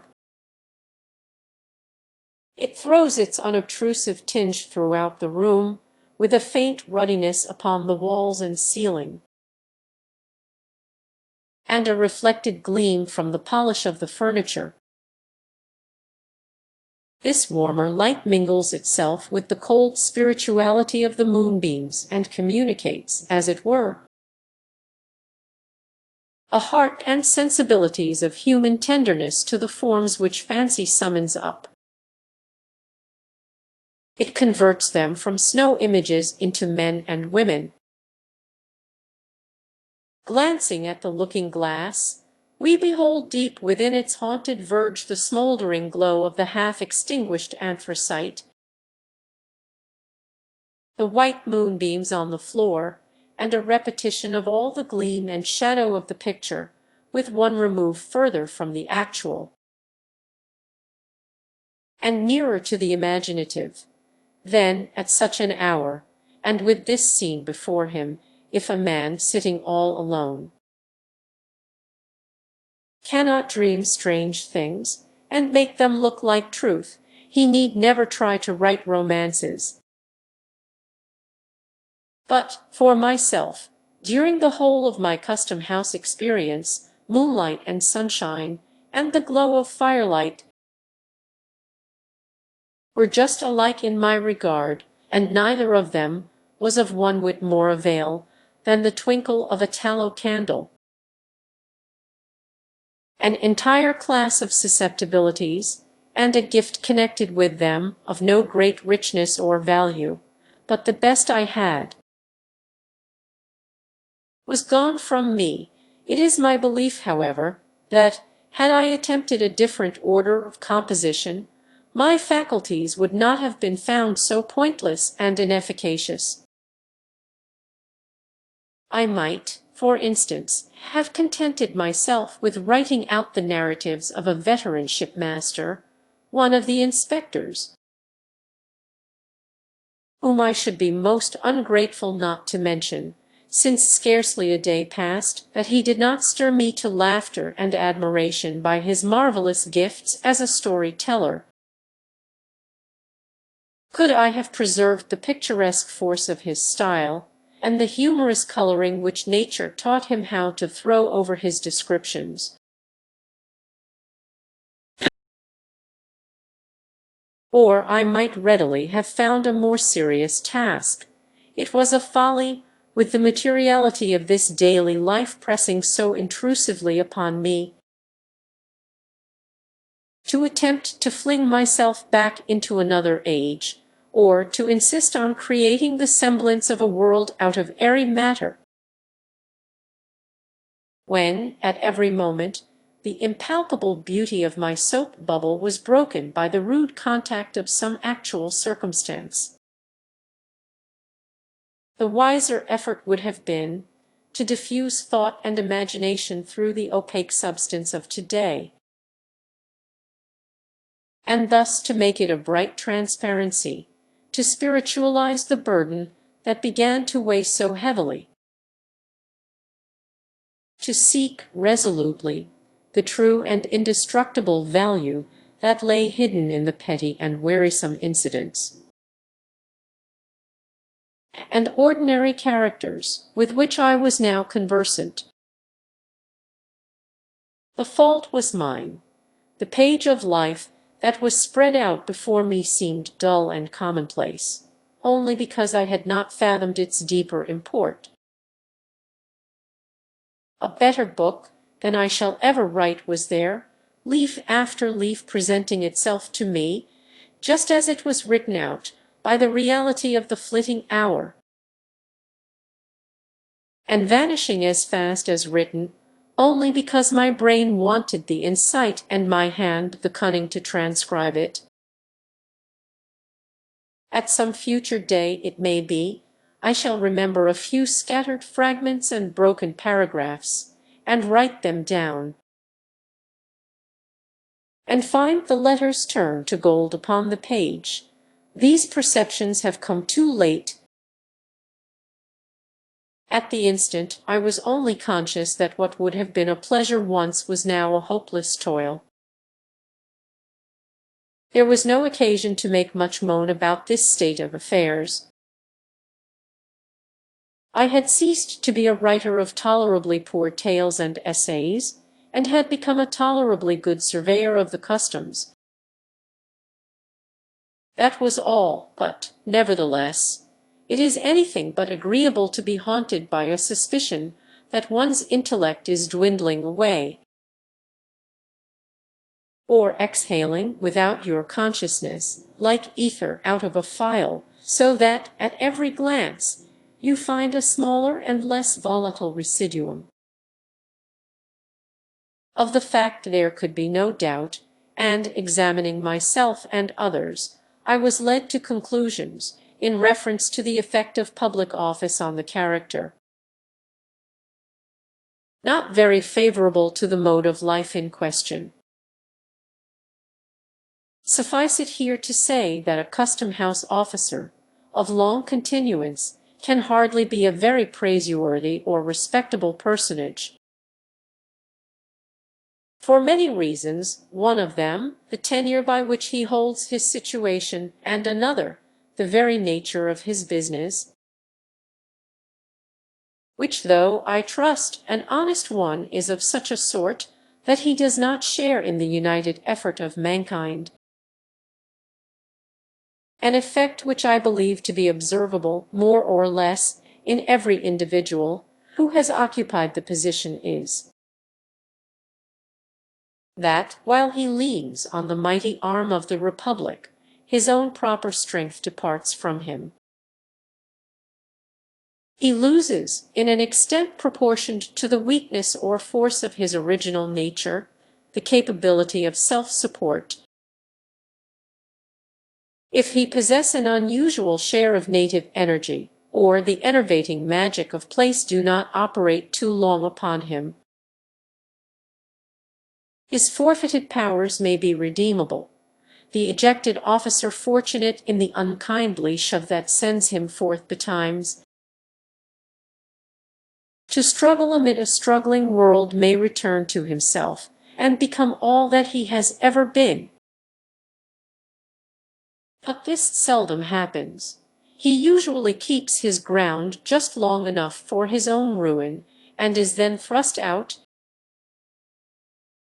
with sinews all unstrung, to totter along the difficult footpath of life as he best may, conscious of his own infirmity, that his tempered steel and elasticity are lost. He forever afterwards looks wistfully about him in quest of support external to himself, his pervading and continual hope a hallucination which, in the face of all discouragement, and making light of impossibilities, haunts him while he lives, and, I fancy, like the convulsive throes of the cholera, torments him for a brief space after death is. That finally, and in no long time, by some happy coincidence of circumstances, he shall be restored to office. This faith, more than anything else, steals the pith and availability out of whatever enterprise he may dream of undertaking. Why should he toil and moil, and be at so much trouble to pick himself up out of the mud, when, in a little while hence, the strong arm of his uncle will raise and support him? Why should he work for his living here, or go to dig gold in California, when he is so soon to be made happy at monthly intervals with a little pile of glittering coin out of his uncle's pocket? It is sadly curious to observe how slight a taste of office suffices to infect a poor fellow with this singular disease. Uncle Sam's gold, meaning no disrespect to the worthy old gentleman, has, in this respect, a quality of enchantment like that of the devil's wages. Whoever touches it should look well to himself, or he may find the bargain to go hard against him, involving, if not his soul, yet many of its better attributes, its sturdy force, its courage and constancy, its truth, its self-reliance, and all that gives the emphasis to manly character. Here was a fine prospect in the distance, not that the surveyor brought the lesson home to himself, or admitted that he could be so utterly undone,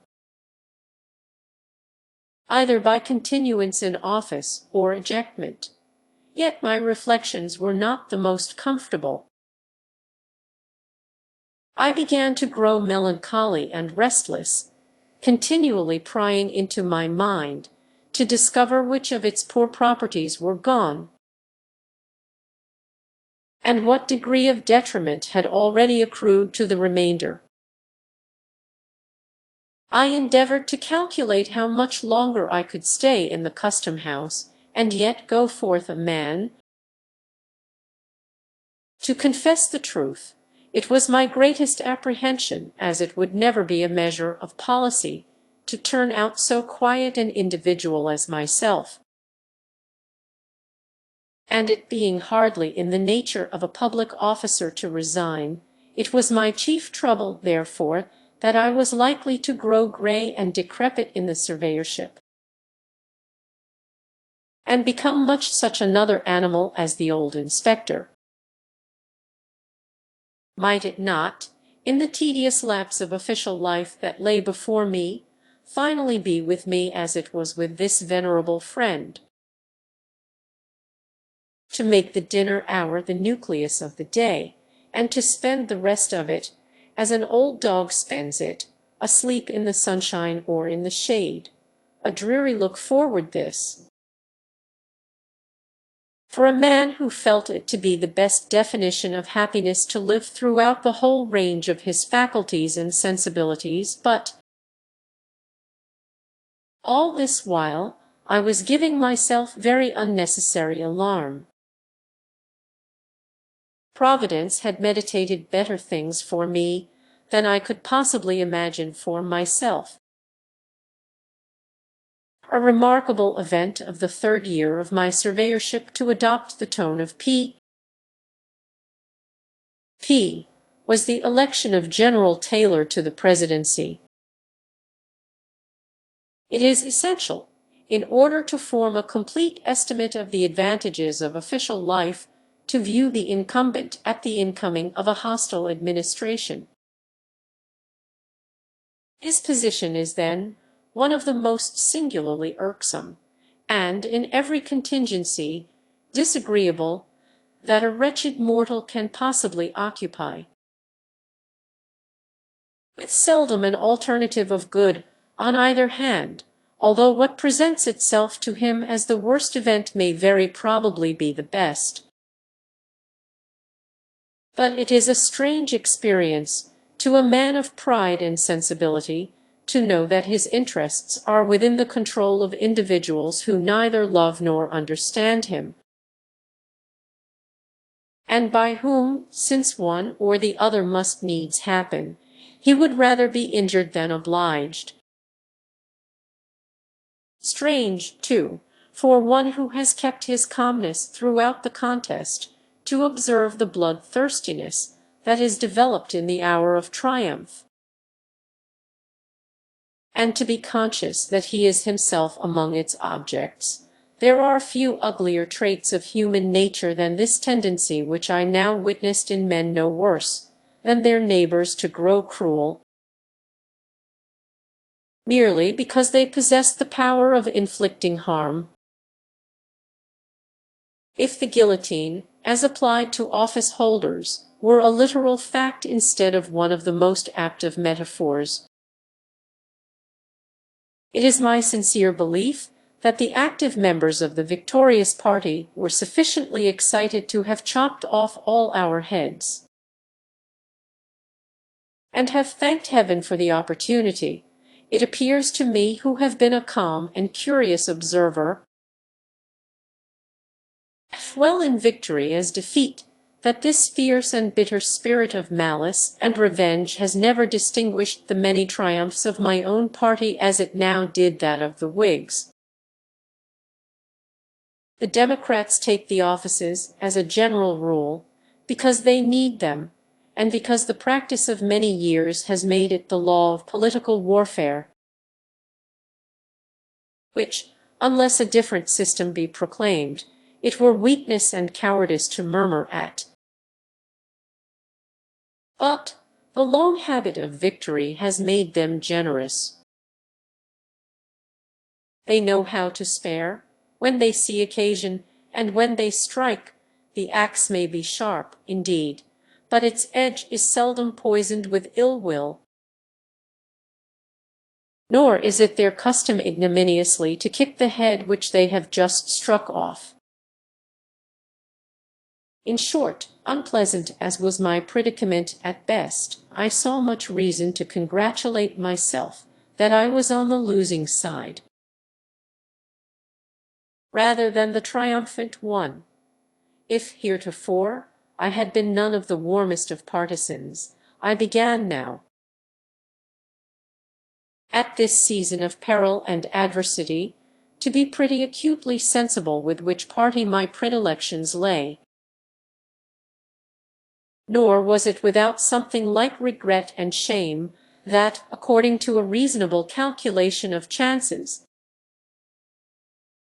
I saw my own prospect of retaining office to be better than those of my Democratic brethren. But who can see an inch into futurity beyond his nose? My own head was the first that fell. The moment when a man's head drops off is seldom or never, I am inclined to think, precisely the most agreeable of his life. Nevertheless, like the greater part of our misfortunes, even so serious a contingency brings its remedy and consolation with it. If the sufferer will but make the best, rather than the worst, of the accident which has befallen him. In my particular case, the consolatory topics were close at hand, and, indeed, had suggested themselves to my meditations a considerable time before it was requisite to use them. In view of my previous weariness of office and vague thoughts of resignation, my fortune somewhat resembled that of a person who should entertain an idea of committing suicide, and, although beyond his hopes, meet with the good hap to be murdered. In the custom house, as before in the old manse, I had spent 3 years, a term long enough to rest a weary brain, long enough to break off old intellectual habits, and make room for new ones, long enough and too long to have lived in an unnatural state, doing what was really of no advantage nor delight to any human being, and withholding myself from toil that would, at least, have stilled an unquiet impulse in me. Then, moreover, as regarded his unceremonious ejectment, the late surveyor was not altogether ill-pleased to be recognized by the Whigs as an enemy, since his inactivity in political affairs, his tendency to roam, at will, in that broad and quiet field where all mankind may meet, rather than confine himself to those narrow paths where brethren of the same household must diverge from one another, had sometimes made it questionable with his brother Democrats whether he was a friend. Now, after he had won the crown of martyrdom, though with no longer a head to wear it on, the point might be looked upon as settled. Finally, little heroic as he was, it seemed more decorous to be overthrown in the downfall of the party with which he had been content to stand, and to remain a forlorn survivor when so many worthier men were falling, and at last, after subsisting for 4 years on the mercy of a hostile administration, to be compelled then to define his position anew, and claim the yet more humiliating mercy of a friendly one. Meanwhile, the press had taken up my affair, and kept me for a week or two careering through the public prints, in my decapitated state, like Irving's headless horseman, ghastly and grim, and longing to be buried, as a politically dead man ought. So much for my figurative self. The real human being all this time, with his head safely on his shoulders, had brought himself to the comfortable conclusion that everything was for the best, and, making an investment in ink, paper, and steel pens, had opened his long disused writing desk, and was again a literary man. Now it was that the lucubrations of my ancient predecessor, Mr. Surveyor Pugh, came into play. Rusty through long idleness, some little space was requisite before my intellectual machinery could be brought to work upon the tale, with an effect in any degree satisfactory, even yet, though my thoughts were ultimately much absorbed in the task. It wears, to my eye, a stern and sombre aspect, too much ungladdened by genial sunshine, too little relieved by the tender and familiar influences which soften almost every scene of nature and real life, and, undoubtedly, should soften every picture of them.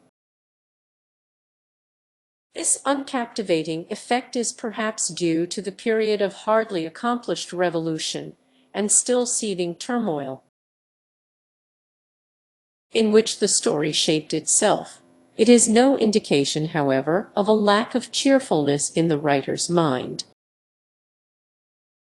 for he was happier, while straying through the gloom of these sunless fantasies, than at any time since he had quitted the old manse.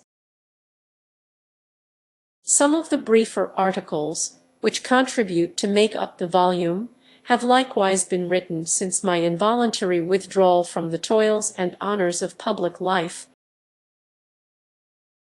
and the remainder are gleaned from annuals and magazines of such antique date that they have gone round the circle, and come back to novelty again. Keeping up the metaphor of the political guillotine, the whole may be considered as the posthumous papers of a decapitated surveyor, and the sketch which I am now bringing to a close, if too autobiographical for a modest person to publish in his lifetime, will readily be excused in a gentleman who writes from beyond the grave. Peace be with all the world, my blessing on my friends, my forgiveness to my enemies, for I am in the realm of quiet. The life of the custom house lies like a dream behind me. The old inspector, who, by the by, I regret to say, was overthrown and killed by a horse some time ago, else he would certainly have lived forever, he and all those other venerable personages who sat with him at the receipt of custom, are but shadows in my view, white-headed and wrinkled images, which my fancy used to sport with, and has now flung aside forever. The merchants Pingree, Phillips, Shepherd, Upton, Kimball, Bertram, Hunt, these and many other names, which had such a classic familiarity for my ear 6 months ago, these men of traffic, who seemed to occupy so important a position in the world. How little time has it required to disconnect me from them all, not merely in act, but recollection. It is with an effort that I recall the figures and appellations of these few. Soon, likewise, my old native town will loom upon me through the haze of memory, a mist brooding over and around it, as if it were no portion of the real earth, but an overgrown village in cloudland, with only imaginary inhabitants to people its wooden houses, and walk its homely lanes, and the unpicturesque prolixity of its main street. Henceforth it ceases to be a reality of my life. I am a citizen of somewhere else. My good townspeople will not much regret me, for though it has been as dear an object as any in my literary efforts to be of some importance in their eyes, and to win myself a pleasant memory in this abode and burial place of so many of my forefathers, there has never been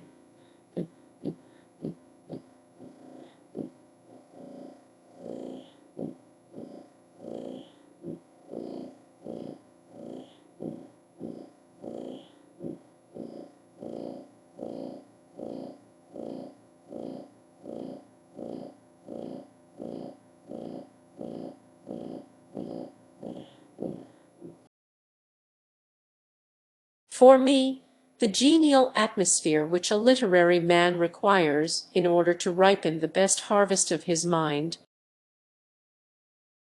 I shall do better amongst other faces, and these familiar ones, it need hardly be said, will do just as well without me. It may be, however, transporting and triumphant thought, that the great-grandchildren of the present race may sometimes think kindly of the scribbler of bygone days, when the antiquary of days to come, among the sights memorable in the town's history, shall point out the locality of the town pump, the Scarlet Letter I-IV, the prison door, a throng of bearded men, in sad-colored garments and gray, steeple-crowned hats, intermixed with women, some wearing hoods and others bareheaded, was assembled in front of a wooden edifice, the door of which was heavily timbered with oak and studded with iron spikes. The founders of a new colony, whatever utopia of human virtue and happiness they might originally project, have invariably recognized it among their earliest practical necessities to allot a portion of the virgin soil as a cemetery, and another portion as the site of a prison. In accordance with this rule, it may safely be assumed that the forefathers of Boston had built the first prison house somewhere in the vicinity of Cornhill, almost as seasonably as they marked out the first burial ground on Isaac Johnson's lot and round about his grave, which subsequently became the nucleus of all the congregated sepulchres in the old churchyard of King's Chapel. Certain it is that, some 15 or 20 years after the settlement of the town, the wooden jail was already marked with weather stains and other indications of age, which gave a yet darker aspect to its beetle-browed and gloomy front. The rust on the ponderous ironwork of its oaken door looked more antique than anything else in the New World. Like all that pertains to crime, it seemed never to have known a youthful era. Before this ugly edifice, and between it and the wheel track of the street, was a grass plot, much overgrown with burdock, pigweed, apple peru, and such unsightly vegetation, which evidently found something congenial in the soil, that had so early borne the black flower of civilized society. A prison, but on one side of the portal, and rooted almost at the threshold, was a wild rose bush covered. In this month of June, with its delicate gems which might be imagined to offer their fragrance and fragile beauty to the prisoner as he went in, and to the condemned criminal as he came forth to his doom, in token that the deep heart of nature could pity and be kind to him. This rosebush, by a strange chance, has been kept alive in history, but whether it had merely survived out of the stern old wilderness, so long after the fall of the gigantic pines and oaks that originally overshadowed it, or whether, as there is fair authority for believing, it had sprung up under the footsteps of the sainted Anne Hutchinson as she entered the prison door, we shall not take upon us to determine. Finding it so directly on the threshold of our narrative, which is now about to issue from that inauspicious portal, we could hardly do otherwise than pluck one of its flowers and present it to the reader. It may serve, let us hope, to symbolize some sweet moral blossom that may be found along the track, or relieve the darkening close of a tale of human frailty and sorrow. Roman II. The market-place. The grass plot before the jail in Prison Lane, on a certain summer morning, not less than 2 centuries ago, was occupied by a pretty large number of the inhabitants of Boston, all with their eyes intently fastened on the iron-clamped oaken door. Amongst any other population, or at a later period in the history of New England, the grim rigidity that petrified the bearded physiognomies of these good people would have augured some awful business in hand. It could have betokened nothing short of the anticipated execution of some noted culprit, on whom the sentence of a legal tribunal had but confirmed the verdict of public sentiment. But, in that early severity of the Puritan character, an inference of this kind could not so indubitably be drawn. It might be that a sluggish bond-servant, or an undutiful child, whom his parents had given over to the civil authority, was to be corrected at the whipping post. It might be that an antinomian, a Quaker, or other heterodox religionist was to be scourged out of the town, or an idle and vagrant Indian, whom the white man's fire-water had made riotous about the streets, was to be driven with stripes into the shadow of the forest.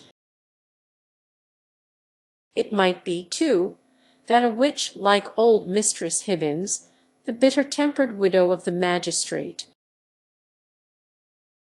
was to die upon the gallows. In either case, there was very much the same solemnity of demeanor on the part of the spectators, as befitted a people amongst whom religion and law were almost identical, and in whose character both were so thoroughly interfused,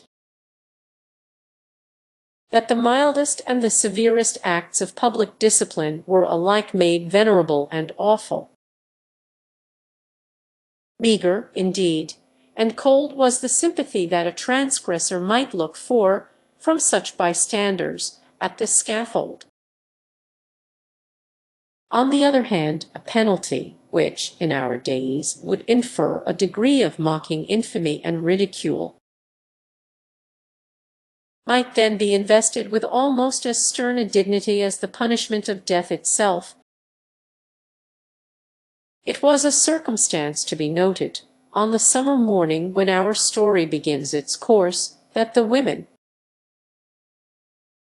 of whom there were several in the crowd, appeared to take a peculiar interest in whatever penal infliction might be expected to ensue. The age had not so much refinement that any sense of impropriety restrained the wearers of petticoat and farthingale from stepping forth into the public ways, and wedging their not unsubstantial persons, if occasion were, into the throng nearest to the scaffold at an execution. Morally as well as materially, there was a coarser fibre in those wives and maidens of old English birth and breeding, and in their fair descendants, separated from them by a series of 6 or 7 generations. For, throughout that chain of ancestry, every successive mother has transmitted to her child a fainter bloom, a more delicate and briefer beauty, and a slighter physical frame, if not a character of less force and solidity than her own. The women who were now standing about the prison door stood within less than half a century of the period when the man, like Elizabeth, had been the not altogether unsuitable representative of the sex. They were her countrywomen, and the beef and ale of their native land, with a moral diet not a whit more refined, entered largely into their composition. The bright morning sun, therefore, shone on broad shoulders and well-developed busts, and on round and ruddy cheeks that had ripened in the far-off island, and had hardly yet grown paler or thinner in the atmosphere of New England. There was, moreover, a boldness and rotundity of speech among these matrons, as most of them seemed to be, that would startle us at the present day, whether in respect to its purport or its volume of tone. "Good wives," said a hard-featured dame of 50, "I'll tell ye a piece of my mind. It would be greatly for the public behoof if we women, being of mature age and church members in good repute,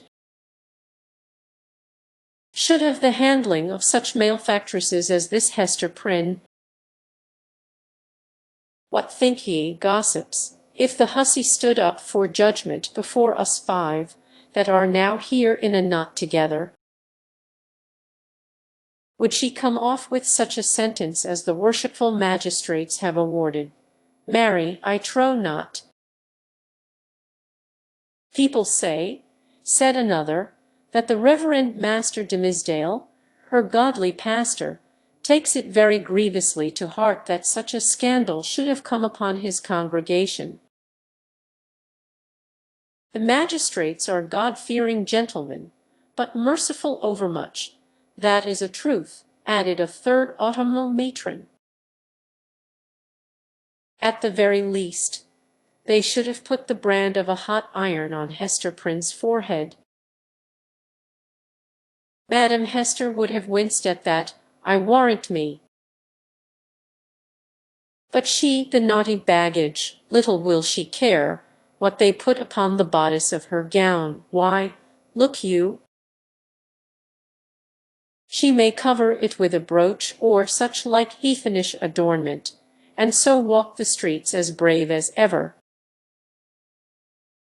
"Ah, but," interposed, more softly, a young wife, holding a child by the hand, "let her cover the mark as she will. The pang of it will be always in her heart. What do we talk of marks and brands, whether on the bodice of her gown or the flesh of her forehead?"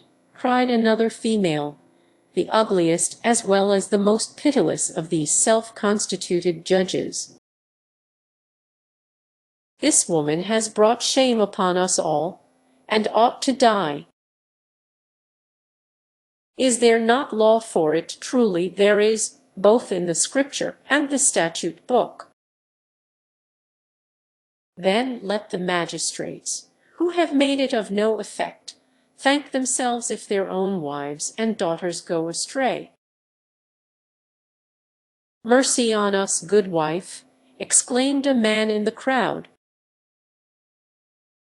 Now, gossips, for the lock is turning in the prison door, and here comes Mistress Prynne herself. The door of the jail being flung open from within, there appeared, in the first place, like a black shadow emerging into sunshine, the grim and grisly presence of the town beadle, with a sword by his side, and his staff of office in his hand. This personage prefigured and represented in his aspect the whole dismal severity of the Puritanic code of law, which it was his business to administer in its final and closest application to the offender. Stretching forth the official staff in his left hand, he laid his right upon the shoulder of a young woman, whom he thus drew forward until, on the threshold of the prison door, she repelled him by an action marked with natural dignity and force of character, and stepped into the open air as if by her own free will. She bore in her arms a child, a baby of some 3 months old, who winked and turned aside its little face from the too vivid light of day, because its existence, heretofore, had brought it acquainted only with the grey twilight of a dungeon, or other darksome apartment of the prison, when the young woman, the mother of this child, stood fully revealed before the crowd. It seemed to be her first impulse to clasp the infant closely to her bosom, not so much by an impulse of motherly affection, as that she might thereby conceal a certain token, which was wrought or fastened into her dress. In a moment, however, wisely judging that one token of her shame would but poorly serve to hide another, she took the baby on her arm, and, with a burning blush and yet a haughty smile, and a glance that would not be abashed, looked around at her townspeople and neighbors. On the breast of her gown, in fine red cloth, surrounded with an elaborate embroidery and fantastic flourishes of gold thread, appeared the letter A. It was so artistically done, and with so much fertility and gorgeous luxuriance of fancy, that it had all the effect of a last and fitting decoration to the apparel which she wore, and which was of a splendor in accordance with the taste of the age, but greatly beyond what was allowed by the sumptuary regulations of the colony. The young woman was tall, with a figure of perfect elegance on a large scale. She had dark and abundant hair, so glossy that it threw off the sunshine with a gleam, and a face which, besides being beautiful from regularity of feature and richness of complexion, had the impressiveness belonging to a marked brow and deep black eyes. She was ladylike, too, after the manner of the feminine gentility of those days, characterized by a certain state and dignity, rather than by the delicate, evanescent, and indescribable grace which is now recognized as its indication. And never had Hester Prynne appeared more lady-like, in the antique interpretation of the term, than as she issued from the prison. Those who had before known her, and had expected to behold her dimmed and obscured by a disastrous cloud, were astonished, and even startled, to perceive how her beauty shone out, and made a halo of the misfortune and ignominy in which she was enveloped. It may be true that, to a sensitive observer, there was something exquisitely painful in it, Her attire, which indeed she had wrought for the occasion in prison, and had modelled much after her own fancy, seemed to express the attitude of her spirit, the desperate recklessness of her mood, by its wild and picturesque peculiarity. But the point which drew all eyes, and, as it were, transfigured the wearer, so that both men and women who had been familiarly acquainted with Hester Prynne were now impressed as if they beheld her for the first time, was that scarlet letter so fantastically embroidered and illuminated upon her bosom. It had the effect of a spell, taking her out of the ordinary relations with humanity, and enclosing her in a sphere by herself. "She hath good skill at her needle, that's certain," remarked one of her female spectators. But did ever a woman, before this brazen hussy, contrive such a way of showing it? Why, gossips, what is it but to laugh in the faces of our godly magistrates, and make a pride out of what they, worthy gentlemen, meant for a punishment? "It were well," muttered the most iron-visaged of the old dames, "if we stripped Madam Hester's rich gown off her dainty shoulders. And as for the red letter, which she hath stitched so curiously, I'll bestow a rag of mine own rheumatic flannel to make a fitter one." "Oh, peace, neighbours, peace," whispered their youngest companion. "Do not let her hear you, not a stitch in that embroidered letter, but she has felt it in her heart." The grim beadle now made a gesture with his staff. "Open a passage, and, I promise ye, Mistress Prynne shall be set where man, woman, and child may have a fair sight of her brave apparel. From this time, till an hour past meridian, a blessing on the righteous colony of the Massachusetts, where iniquity is dragged out into the sunshine. Come along, Madam Hester, and show your scarlet letter in the market-place." A lane was forthwith opened through the crowd of spectators. Preceded by the beadle, and attended by an irregular procession of stern-browed men and unkindly visaged women, Hester Prynne set forth towards the place appointed for her punishment. A crowd of eager and curious schoolboys, understanding little of the matter in hand, except that it gave them a half-holiday, ran before her progress, turning their heads continually to stare into her face and at the winking baby in her arms, and at the ignominious letter on her breast.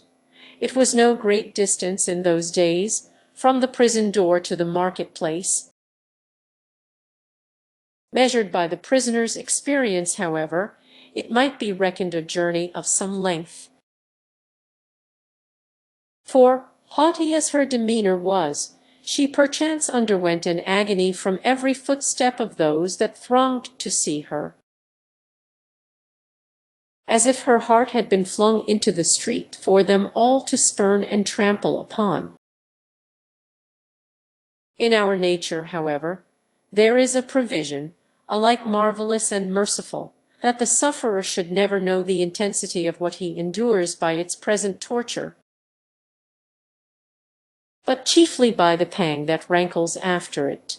With almost a serene deportment, therefore, Hester Prynne passed through this portion of her ordeal, and came to a sort of scaffold at the western extremity of the market-place. It stood nearly beneath the eaves of Boston's earliest church, and appeared to be a fixture there. In fact, this scaffold constituted a portion of a penal machine, which now, for 2 or 3 generations past, has been merely historical and traditionary among us, but was held in the old time to be as effectual an agent in the promotion of good citizenship as ever was the guillotine among the terrorists of France.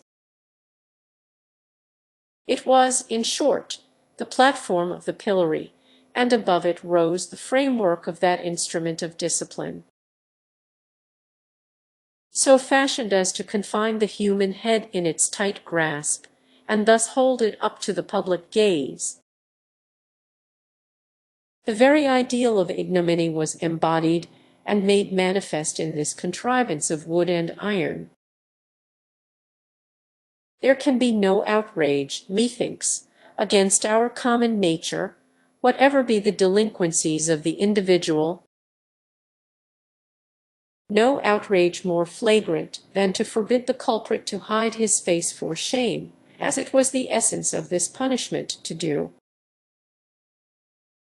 In Hester Prynne's instance, however, as not unfrequently in other cases, her sentence bore that she should stand a certain time upon the platform, but without undergoing that gripe about the neck and confinement of the head, the proneness to which was the most devilish characteristic of this ugly engine. Knowing well her part, she ascended a flight of wooden steps, and was thus displayed to the surrounding multitude at about the height of a man's shoulders above the street. Had there been a papist among the crowd of Puritans, he might have seen in this beautiful woman, so picturesque in her attire and mien, and with the infant at her bosom, an object to remind him of the image of divine maternity, which so many illustrious painters have vied with one another to represent. Something which should remind him, indeed, but only by contrast, of that sacred image of sinless motherhood, whose infant was to redeem the world. Here, there was the taint of deepest sin in the most sacred quality of human life, working such effect that the world was only the darker for this woman's beauty, and the more lost for the infant that she had borne. The scene was not without a mixture of awe, such as must always invest the spectacle of guilt and shame in a fellow creature, before society shall have grown corrupt enough to smile, instead of shuddering, at it. The witnesses of Hester Prynne's disgrace had not yet passed beyond their simplicity. They were stern enough to look upon her death, had that been the sentence, without a murmur at its severity, but had none of the heartlessness of another social state, which would find only a theme for jest in an exhibition like the present. Even had there been a disposition to turn the matter into ridicule, it must have been repressed and overpowered by the solemn presence of men no less dignified than the governor, and several of his councillors, a judge, a general, and the ministers of the town, all of whom sat or stood in a balcony of the meeting-house, looking down upon the platform. When such personages could constitute a part of the spectacle, without risking the majesty or reverence of rank and office, it was safely to be inferred that the infliction of a legal sentence would have an earnest and effectual meaning. Accordingly, the crowd was sombre and grave. The unhappy culprit sustained herself as best a woman might, under the heavy weight of 1,000 unrelenting eyes, all fastened upon her, and concentrated at her bosom. It was almost intolerable to be borne. Of an impulsive and passionate nature, she had fortified herself to encounter the stings and venomous stabs of public contumely. wreaking itself in every variety of insult. But there was a quality so much more terrible in the solemn mood of the popular mind, that she longed rather to behold all those rigid countenances contorted with scornful merriment, and herself the object. Had a roar of laughter burst from the multitude, each man, each woman, each little shrill-voiced child, contributing their individual parts, Hester Prynne might have repaid them all with a bitter and disdainful smile. But, under the leaden infliction which it was her doom to endure, she felt, at moments, as if she must needs shriek out with the full power of her lungs, and cast herself from the scaffold down upon the ground, or else go mad at once. Yet there were intervals when the whole scene, in which she was the most conspicuous object, seemed to vanish from her eyes, or, at least, glimmered indistinctly before them, like a mass of imperfectly shaped and spectral images. Her mind, and especially her memory, was preternaturally active, and kept bringing up other scenes than this roughly hewn street of a little town. On the edge of the western wilderness, other faces then were lowering upon her from beneath the brims of those steeple-crowned hats, reminiscences the most trifling and immaterial, passages of infancy and school days, sports, childish quarrels, and the little domestic traits of her maiden years, came swarming back upon her, intermingled with recollections of whatever was gravest in her subsequent life. One picture precisely as vivid as another, as if all were of similar importance, or all alike a play. Possibly, it was an instinctive device of her spirit to relieve itself, by the exhibition of these phantasmagoric forms, from the cruel weight and hardness of the reality. Be that as it might, the scaffold of the pillory was a point of view that revealed to Hester Prynne the entire track along which she had been treading since her happy infancy. Standing on that miserable eminence, she saw again her native village, in old England, and her paternal home, a decayed house of grey stone, with a poverty-stricken aspect, but retaining a half-obliterated shield of arms over the portal, in token of antique gentility. She saw her father's face, with its bald brow and reverend white beard, that flowed over the old-fashioned Elizabethan ruff, her mother's, too, with the look of heedful and anxious love which it always wore in her remembrance, and which, even since her death, had so often laid the impediment of a gentle remonstrance in her daughter's pathway. She saw her own face, glowing with girlish beauty, and illuminating all the interior of the dusky mirror in which she had been wont to gaze at it. There she beheld another countenance of a man well stricken in years, a pale, thin, scholar-like visage, with eyes dim and bleared by the lamplight that had served them to pore over many ponderous books. Yet those same bleared optics had a strange, penetrating power, when it was their owner's purpose to read the human soul. This figure of the study and the cloister, as Hester Prynne's womanly fancy failed not to recall, was slightly deformed, with the left shoulder a trifle higher than the right. Next rose before her in memory's pictured gallery the intricate and narrow thoroughfares, the tall grey houses, the huge cathedrals, and the public edifices, ancient in date and quaint in architecture, of a continental city, where a new life had awaited her, still in connection with the misshapen scholar, a new life, but feeding itself on time-worn materials, like a tuft of green moss on a crumbling wall. Lastly, in lieu of these shifting scenes, came back the rude marketplace of the Puritan settlement, with all the townspeople assembled and levelling their stern regards at Hester Prynne, yes, at herself, who stood on the scaffold of the pillory, an infant on her arm, and the letter A in scarlet, fantastically embroidered with gold thread, upon her bosom. Could it be true? She clutched the child so fiercely to her breast that it sent forth a cry.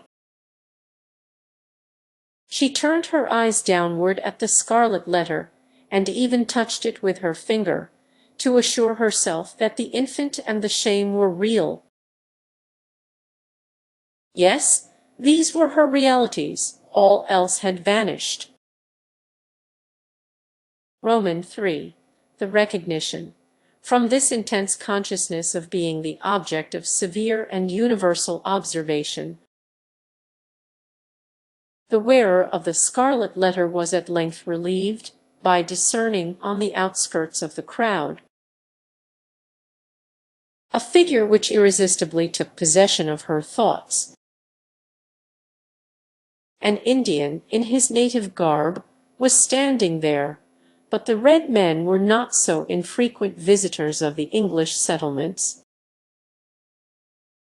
that one of them would have attracted any notice from Hester Prynne at such a time. Much less would he have excluded all other objects and ideas from her mind.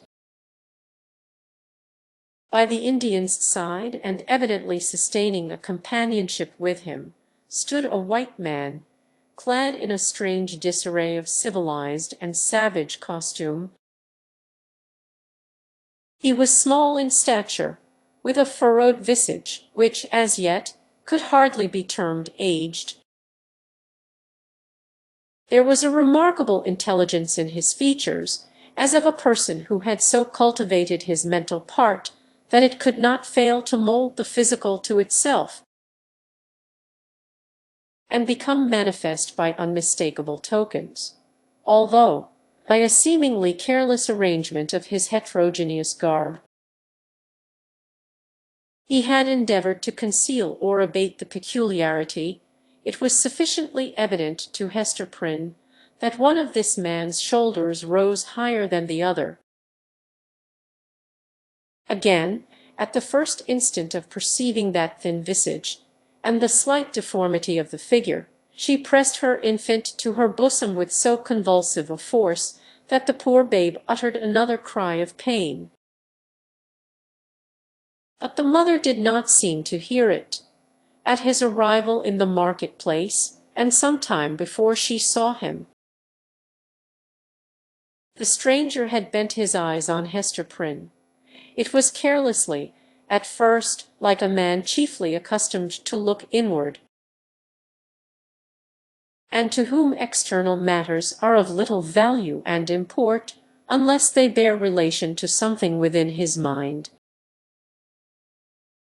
Very soon, however, his look became keen and penetrative. A writhing horror twisted itself across his features, like a snake gliding swiftly over them, and making one little pause, with all its wreathed intervolutions in open sight. His face darkened with some powerful emotion, which, nevertheless, he so instantaneously controlled by an effort of his will that, save at a single moment, its expression might have passed for calmness. After a brief space, the convulsion grew almost imperceptible, and finally subsided into the depths of his nature, when he found the eyes of Hester Prynne fastened on his own. and saw that she appeared to recognize him, he slowly and calmly raised his finger, made a gesture with it in the air, and laid it on his lips. Then, touching the shoulder of a townsman who stood next to him, he addressed him in a formal and courteous manner. "I pray you, good sir," said he, "who is this woman, and wherefore is she here set up to public shame?" "You must needs be a stranger in this region, friend," answered the townsman, looking curiously at the questioner and his savage companion. "Else you would surely have heard of Mistress Hester Prynne, and her evil doings. She hath raised a great scandal, I promise you, in godly Master Dimmesdale's church." "You say truly," replied the other. "I am a stranger, and have been a wanderer, sorely against my will.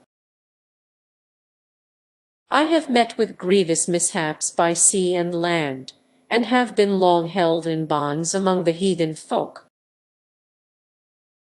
to the southward, and am now brought hither by this Indian, to be redeemed out of my captivity. Will it please you, therefore, to tell me of Hester Prynne's, have I her name rightly, of this woman's offences, and what has brought her to yonder scaffold?" Said the townsman, "To find yourself, at length, in a land where iniquity is searched out and punished in the sight of rulers and people, as here in our godly New England. Yonder woman, sir, you must know, was the wife of a certain learned man, English by birth, but who had long dwelt in Amsterdam, whence, some good time agone, he was minded to cross over and cast in his lot with us of the Massachusetts. To this purpose, he sent his wife before him, remaining himself to look after some necessary affairs. Marry, good sir, in some 2 years or less, that the woman has been a dweller here in Boston, no tidings have come of this learned gentleman, Master Prynne, and his young wife, look you, being left to her own misguidance." "Ah, aha, I conceive you," said the stranger, with a bitter smile. "So learned a man as you speak of should have learned this too in his books. And who, by your favour, sir, may be the father of yonder babe? It is some 3 or 4 months old. I should judge which Mistress Prynne is holding in her arms." "Of a truth, friend, that matter remaineth a riddle, and the Daniel who shall expound it is yet a wanting," answered the townsman.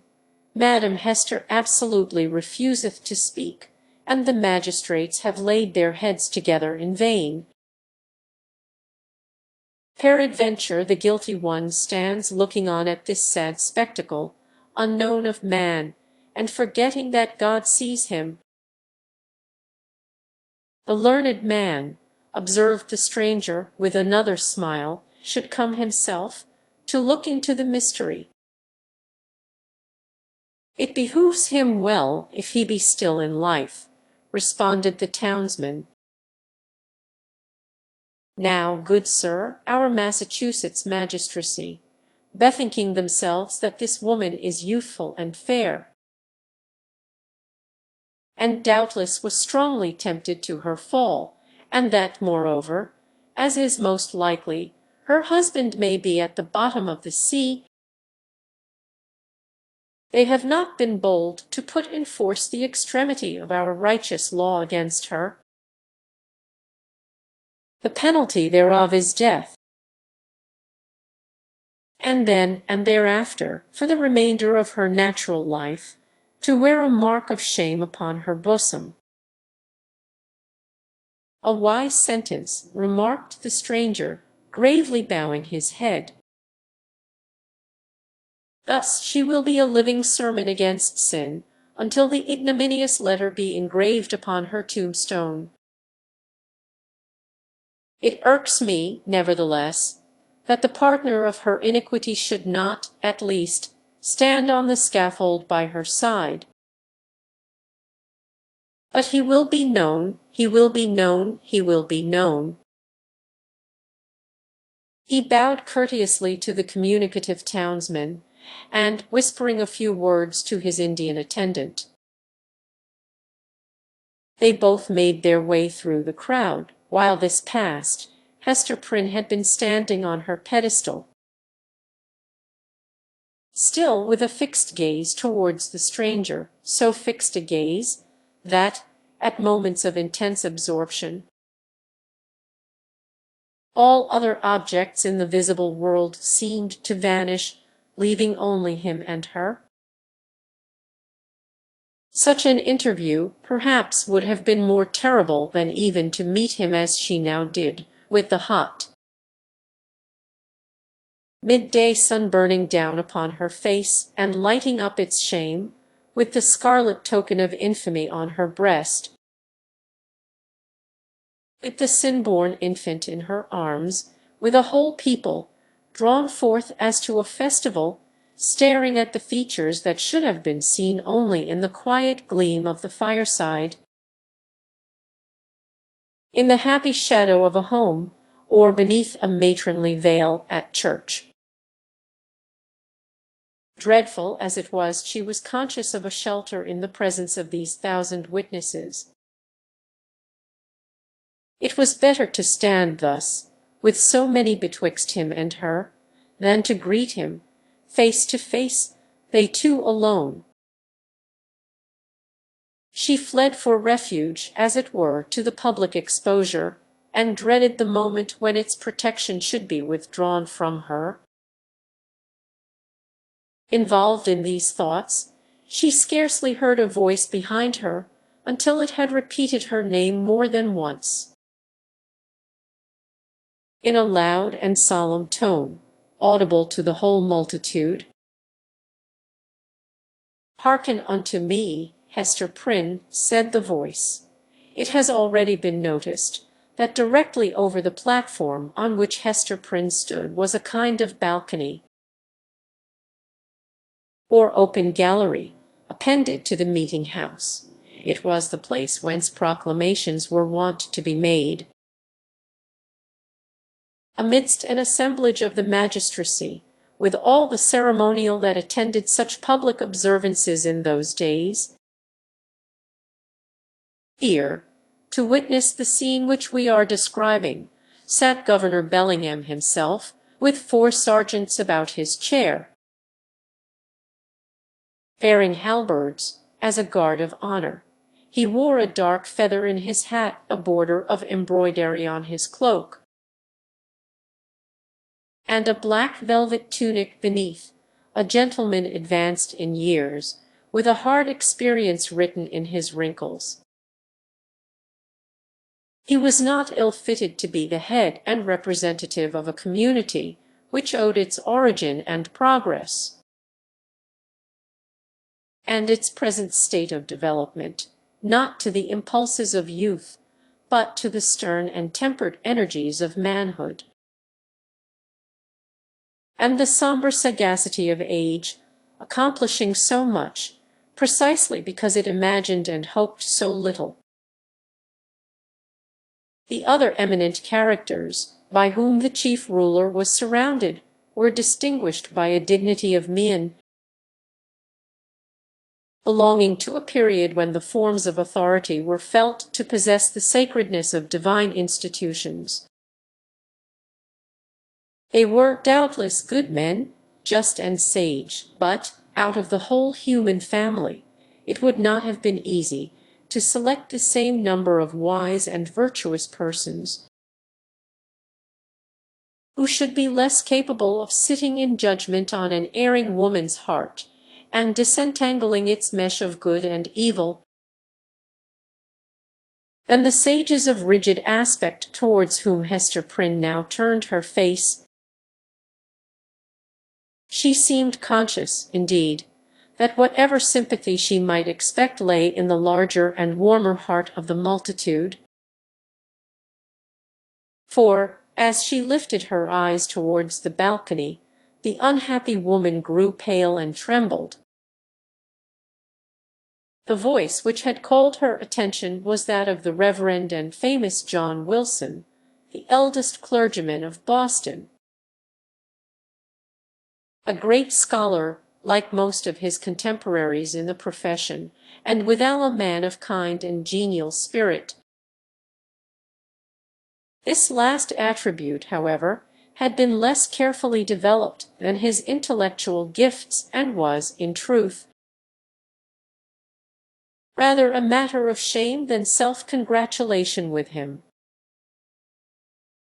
There he stood, with a border of grizzled locks beneath his skull cap, while his grey eyes, accustomed to the shaded light of his study, were winking, like those of Hester's infant, in the unadulterated sunshine. He looked like the darkly engraved portraits which we see prefixed to old volumes of sermons, and had no more right than one of those portraits would have to step forth, as he now did, and meddle with a question of human guilt, passion, and anguish. "Hester Prynne," said the clergyman, "I have striven with my young brother here, under whose preaching of the word you have been privileged to sit." Here Mr. Wilson laid his hand on the shoulder of a pale young man beside him. "I have sought, I say, to persuade this godly youth that he should deal with you here in the face of heaven, and before these wise and upright rulers, and in hearing of all the people, as touching the vileness and blackness of your sin. Knowing your natural temper better than I, he could the better judge what arguments to use, whether of tenderness or terror, such as might prevail over your hardness and obstinacy, insomuch that you should no longer hide the name of him who tempted you to this grievous fall. But he opposes to me with a young man's over-softness, albeit wise beyond his years, that it were wronging the very nature of woman to force her to lay open her heart's secrets in such broad daylight, and in presence of so great a multitude. Truly, as I sought to convince him, the shame lay in the commission of the sin, and not in the showing of it forth. What say you to it, once again, Brother Dimmesdale? Must it be thou, or I, that shall deal with this poor sinner's soul?" There was a murmur among the dignified and reverend occupants of the balcony, and Governor Bellingham gave expression to its purport, speaking in an authoritative voice, although tempered with respect towards the youthful clergyman whom he addressed. "Good Master Dimmesdale," said he, "the responsibility of this woman's soul lies greatly with you. It behooves you, therefore, to exhort her to repentance and to confession, as a proof and consequence thereof." The directness of this appeal drew the eyes of the whole crowd upon the Reverend Mr. Dimmesdale,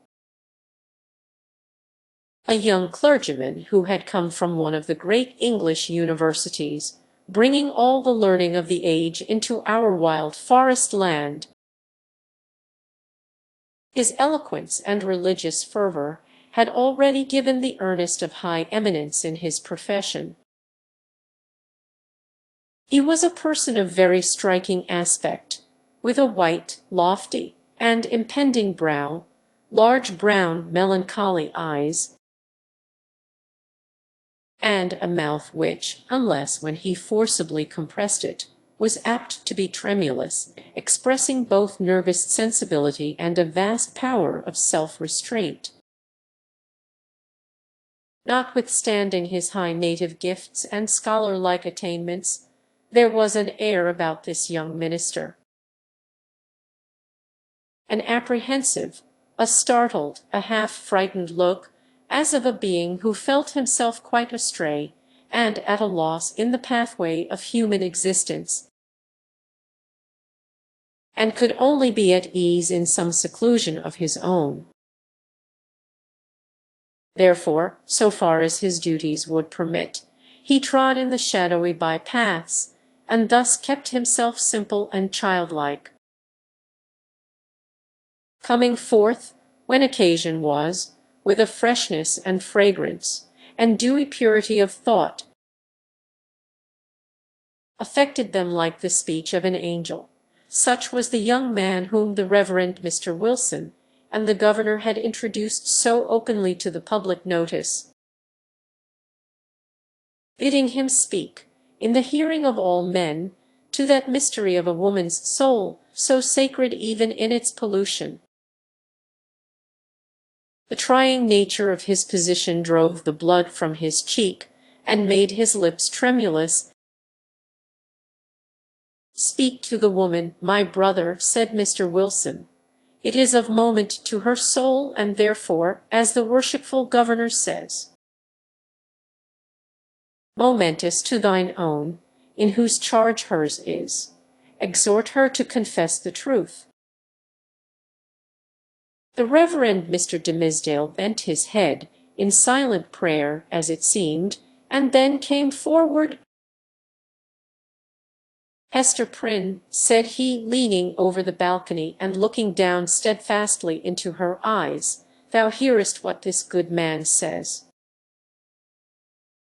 and seest the accountability under which I labor.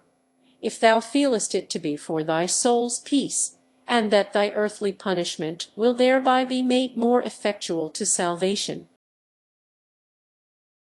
I charge thee to speak out the name of thy fellow sinner and fellow sufferer. Be not silent from any mistaken pity and tenderness for him. For, believe me, Hester, though he were to step down from a high place, and stand there beside thee, on thy pedestal of shame, yet better were it so than to hide a guilty heart through life. What can thy silence do for him, except it tempt him, yea, compel him, as it were to add hypocrisy to sin? Heaven hath granted thee an open ignominy, that thereby thou mayest work out an open triumph over the evil within thee, and the sorrow without. Take heed how thou deniest to him who, perchance, hath not the courage to grasp it for himself the bitter, but wholesome, cup that is now presented to thy lips." The young pastor's voice was tremulously sweet, rich, deep, and broken. The feeling that it so evidently manifested, rather than the direct purport of the words, caused it to vibrate within all hearts, and brought the listeners into one accord of sympathy. Even the poor baby at Hester's bosom was affected by the same influence, for it directed its hitherto vacant gaze towards Mr. Dimmesdale, and held up its little arms with a half-pleased, half-plaintive murmur.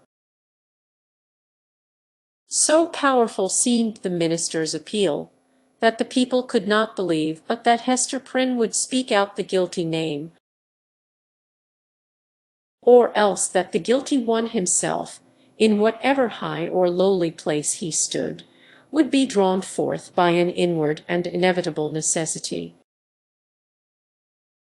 and compelled to ascend to the scaffold.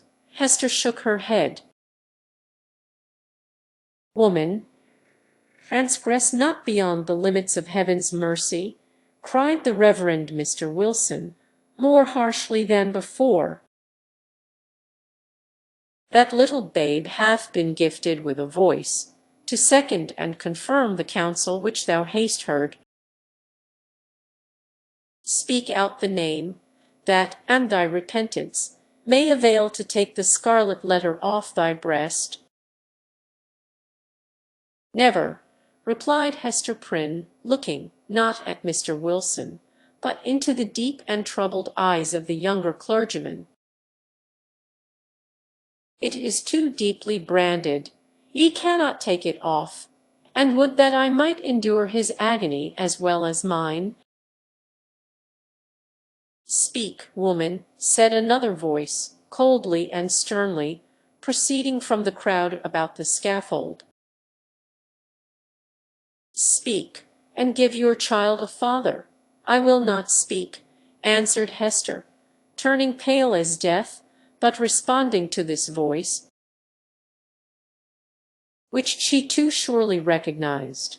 And my child must seek a heavenly father. He shall never know an earthly one.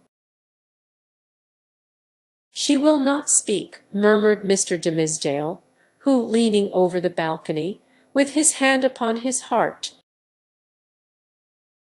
had awaited the result of his appeal. He now drew back, with a long respiration.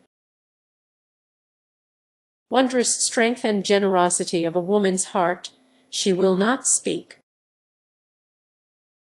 Discerning the impracticable state of the poor culprit's mind, the elder clergyman, who had carefully prepared himself for the occasion,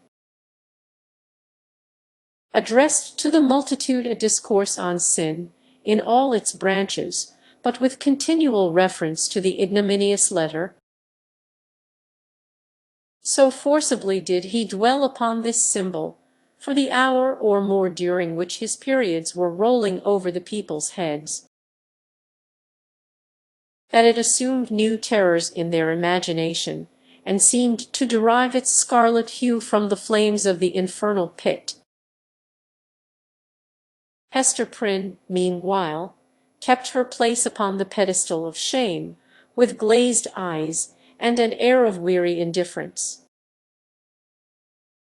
She had borne, that morning, all that nature could endure, and as her temperament was not of the order that escapes from too intense suffering by a swoon, her spirit could only shelter itself beneath a stony crust of insensibility, while the faculties of animal life remained entire. In this state, the voice of the preacher thundered remorselessly, but unavailingly, upon her ears. The infant, during the latter portion of her ordeal, pierced the air with its wailings and screams. She strove to hush it mechanically, but seemed scarcely to sympathize with its trouble. The same hard demeanor, she was led back to prison, and vanished from the public gaze within its iron-clamped portal. It was whispered, by those who peered after her, that the scarlet letter threw a lurid gleam along the dark passage-way of the interior. Roman 4. The interview. After her return to the prison, Hester Prynne was found to be in a state of nervous excitement that demanded constant watchfulness, lest she should perpetrate violence on herself, or do some half-frenzied mischief to the poor babe. As night approached, it proving impossible to quell her insubordination by rebuke or threats of punishment, Master Brackett, the jailer, thought fit to introduce a physician. He described him as a man of skill in all Christian modes of physical science, and likewise familiar with whatever the savage people could teach. In respect to medicinal herbs and roots that grew in the forest. To say the truth, there was much need of professional assistance, not merely for Hester herself, but still more urgently for the child, who, drawing its sustenance from the maternal bosom, which pervaded the mother's system, it now writhed in convulsions of pain, and was a forcible type, in its little frame, of the moral agony which Hester Prynne had borne throughout the day. Closely following the jailer into the dismal apartment appeared that individual, of singular aspect, whose presence in the crowd had been of such deep interest to the wearer of the scarlet letter. He was lodged in the prison, not as suspected of any offence, but as the most convenient and suitable mode of disposing of him, until the magistrates should have conferred with the Indian sagamores respecting his ransom. His name was announced as Roger Chillingworth. The jailer, after ushering him into the room, remained a moment, marvelling at the comparative quiet that followed his entrance, for Hester Prynne had immediately become as still as death. Although the child continued to moan, "Prithee, friend, leave me alone with my patient," said the practitioner. "Trust me, good jailer, you shall briefly have peace in your house, and I promise you, Mistress Prynne shall hereafter be more amenable to just authority than you may have found her heretofore." "Nay, if your worship can accomplish that," answered Master Brackett, "I shall own you for a man of skill indeed, verily. The woman hath been like a possessed one, and there lacks little, that I should take in hand to drive Satan out of her with stripes." The stranger had entered the room with the characteristic quietude of the profession to which he announced himself as belonging. Nor did his demeanor change when the withdrawal of the prison keeper left him face to face with the woman, whose absorbed notice of him in the crowd had intimated so close a relation between himself and her. His first care was given to the child, whose cries, indeed, as she lay writhing on the trundle bed, made it of peremptory necessity to postpone all other business to the task of soothing her. He examined the infant carefully, and then proceeded to unclasp a leathern case, which he took from beneath his dress. It appeared to contain medical preparations, one of which he mingled with a cup of water. "My old studies in alchemy," observed he, "and my sojourn, for above a year past, among a people well versed in the kindly properties of simples, have made a better physician of me than many that claim the medical degree. Here, woman, the child is yours. She is none of mine, neither will she recognize my voice or aspect as a father's. Administer this draught, therefore, with thine own hand." Hester repelled the offered medicine, at the same time gazing with strongly marked apprehension into his face. "Wouldst thou avenge thyself on the innocent babe?" whispered she. "Foolish woman," responded the physician, half coldly, half soothingly. "What should ail me to harm this misbegotten and miserable babe? The medicine is potent for good. And were it my child, yea, mine own as well as thine, I could do no better for it." As she still hesitated, being, in fact, in no reasonable state of mind, he took the infant in his arms, and himself administered the draught. It soon proved its efficacy, and redeemed the leech's pledge. The moans of the little patient subsided, its convulsive tossings gradually ceased, and in a few moments, as is the custom of young children after relief from pain, it sank into a profound and dewy slumber. The physician, as he had a fair right to be termed, next bestowed his attention on the mother.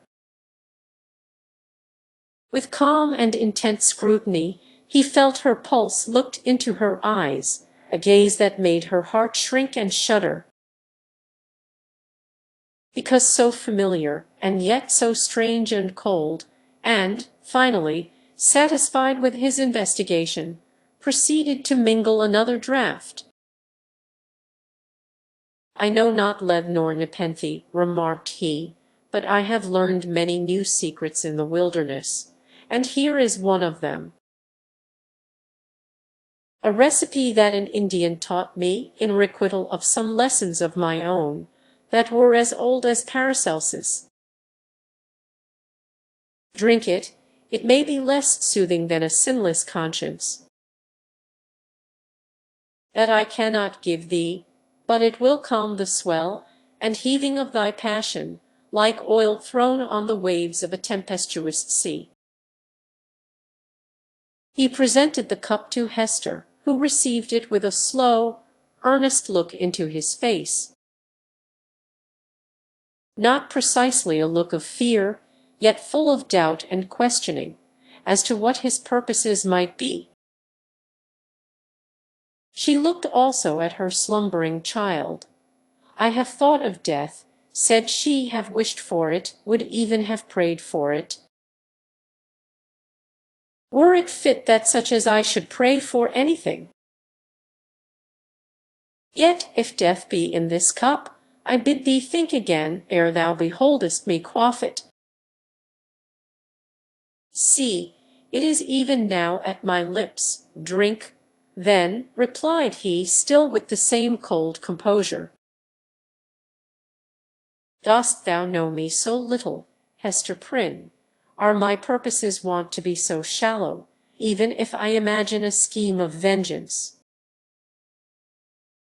What could I do better for my object than to let thee live, than to give thee medicines against all harm and peril of life,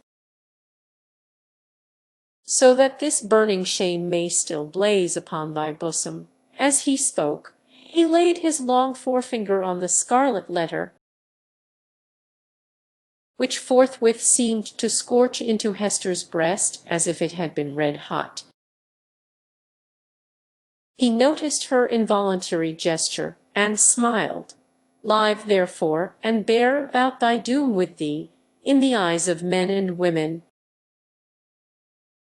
in the eyes of him whom thou didst call thy husband, in the eyes of yonder child, and, that thou mayest live, take off this draught." Seated herself on the bed where the child was sleeping, while he drew the only chair which the room afforded, and took his own seat beside her, she could not but tremble at these preparations, for she felt that having now done all that humanity or principle, or, if so it were, a refined cruelty, impelled him to do for the relief of physical suffering, he was next to treat with her as the man whom she had most deeply and irreparably injured. "Hester," said he, "I ask not wherefore, nor how, thou hast fallen into the pit, or say, rather, thou hast ascended to the pedestal of infamy, on which I found thee. The reason is not far to seek.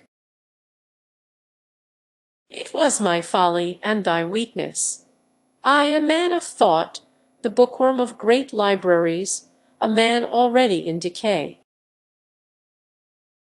having given my best years to feed the hungry dream of knowledge, what had I to do with youth and beauty like thine own, misshapen from my birth hour? How could I delude myself with the idea that intellectual gifts might veil physical deformity in a young girl's fantasy? Men call me wise. If sages were ever wise in their own behoof, I might have foreseen all this. I might have known that, as I came out of the vast and dismal forest, and entered this settlement of Christian men, the very first object to meet my eyes would be thyself, Hester Prynne, standing up, a statue of ignominy before the people, nay, from the moment when we came down the old church steps together, a married pair. I might have beheld the bale fire of that scarlet letter blazing at the end of our path. Thou knowest, said Hester, for, depressed as she was, she could not endure this last quiet stab at the token of her shame. Thou knowest that I was frank with thee. I felt no love, nor feigned any. True, replied he, it was my folly, I have said it, but, up to that epoch of my life, I had lived in vain. The world had been so cheerless, my heart was a habitation large enough for many guests, but lonely and chill, and without a household fire. I longed to kindle one.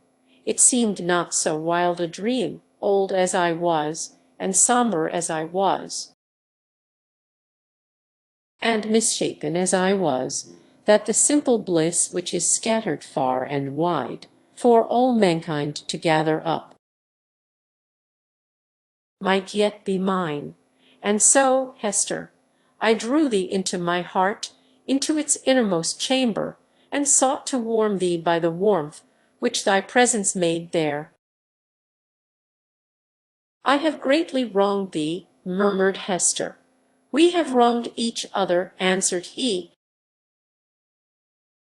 Mine was the first wrong, when I betrayed thy budding youth into a false and unnatural relation with my decay. Therefore, as a man who has not thought and philosophized in vain, I seek no vengeance, plot no evil against thee. Between thee and me the scale hangs fairly balanced. But, Hester, the man lives who has wronged us both, who is he?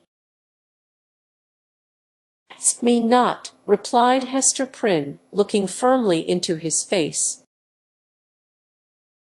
That thou shalt never know. Never, sayest thou, rejoined he, with a smile of dark and self-relying intelligence. Never know him, believe me, Hester. There are few things, whether in the outward world, or, to a certain depth, in the invisible sphere of thought, few things hidden from the man who devotes himself earnestly and unreservedly to the solution of a mystery. Thou mayest cover up thy secret from the prying multitude. Thou mayest conceal it, too, from the ministers and magistrates, even as thou didst this day, when they sought to wrench the name out of thy heart, and give thee a partner on thy pedestal. But, as for me, I come to the inquest with other senses than they possess. I shall seek this man as I have sought truth in books, as I have sought gold in alchemy. There is a sympathy that will make me conscious of him. I shall see him tremble. I shall feel myself shudder.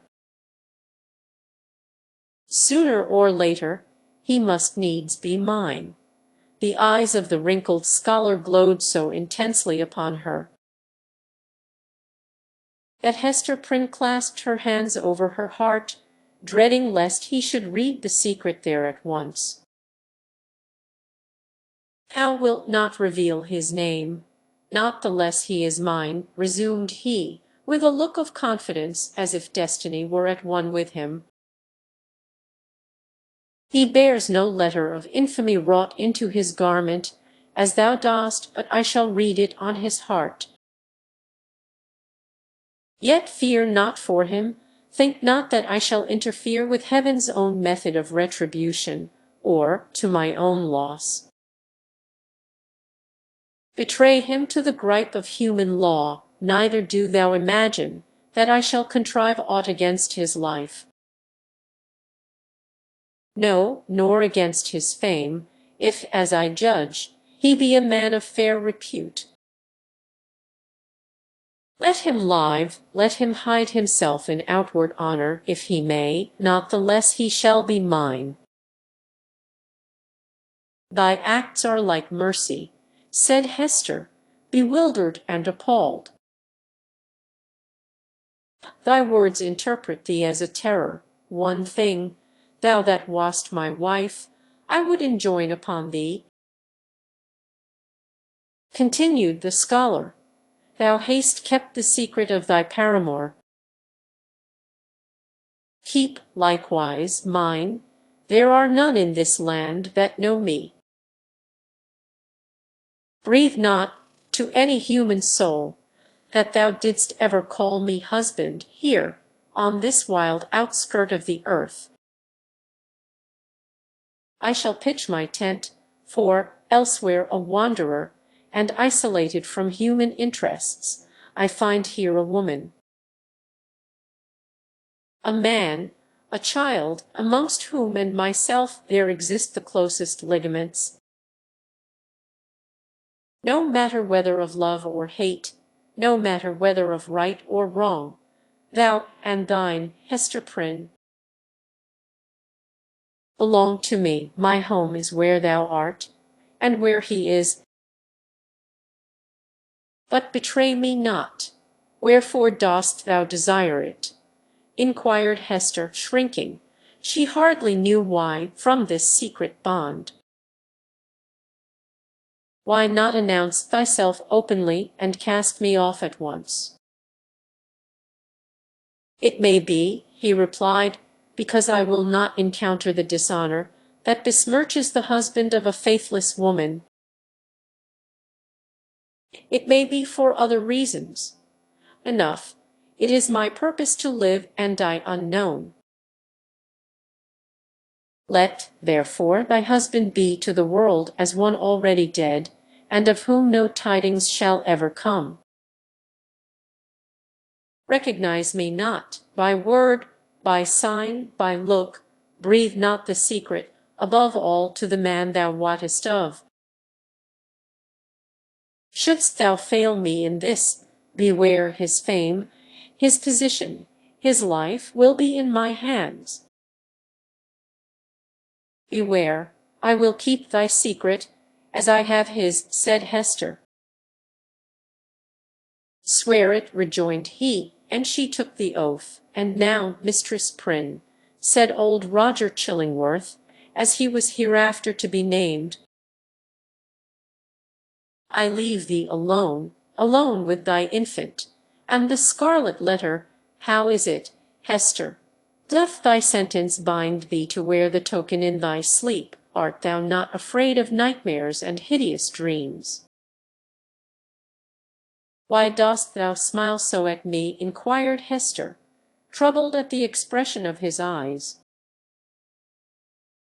Art thou like the black man that haunts the forest round about us? Hast thou enticed me into a bond that will prove the ruin of my soul? Not thy soul, he answered with another smile. No, not thine,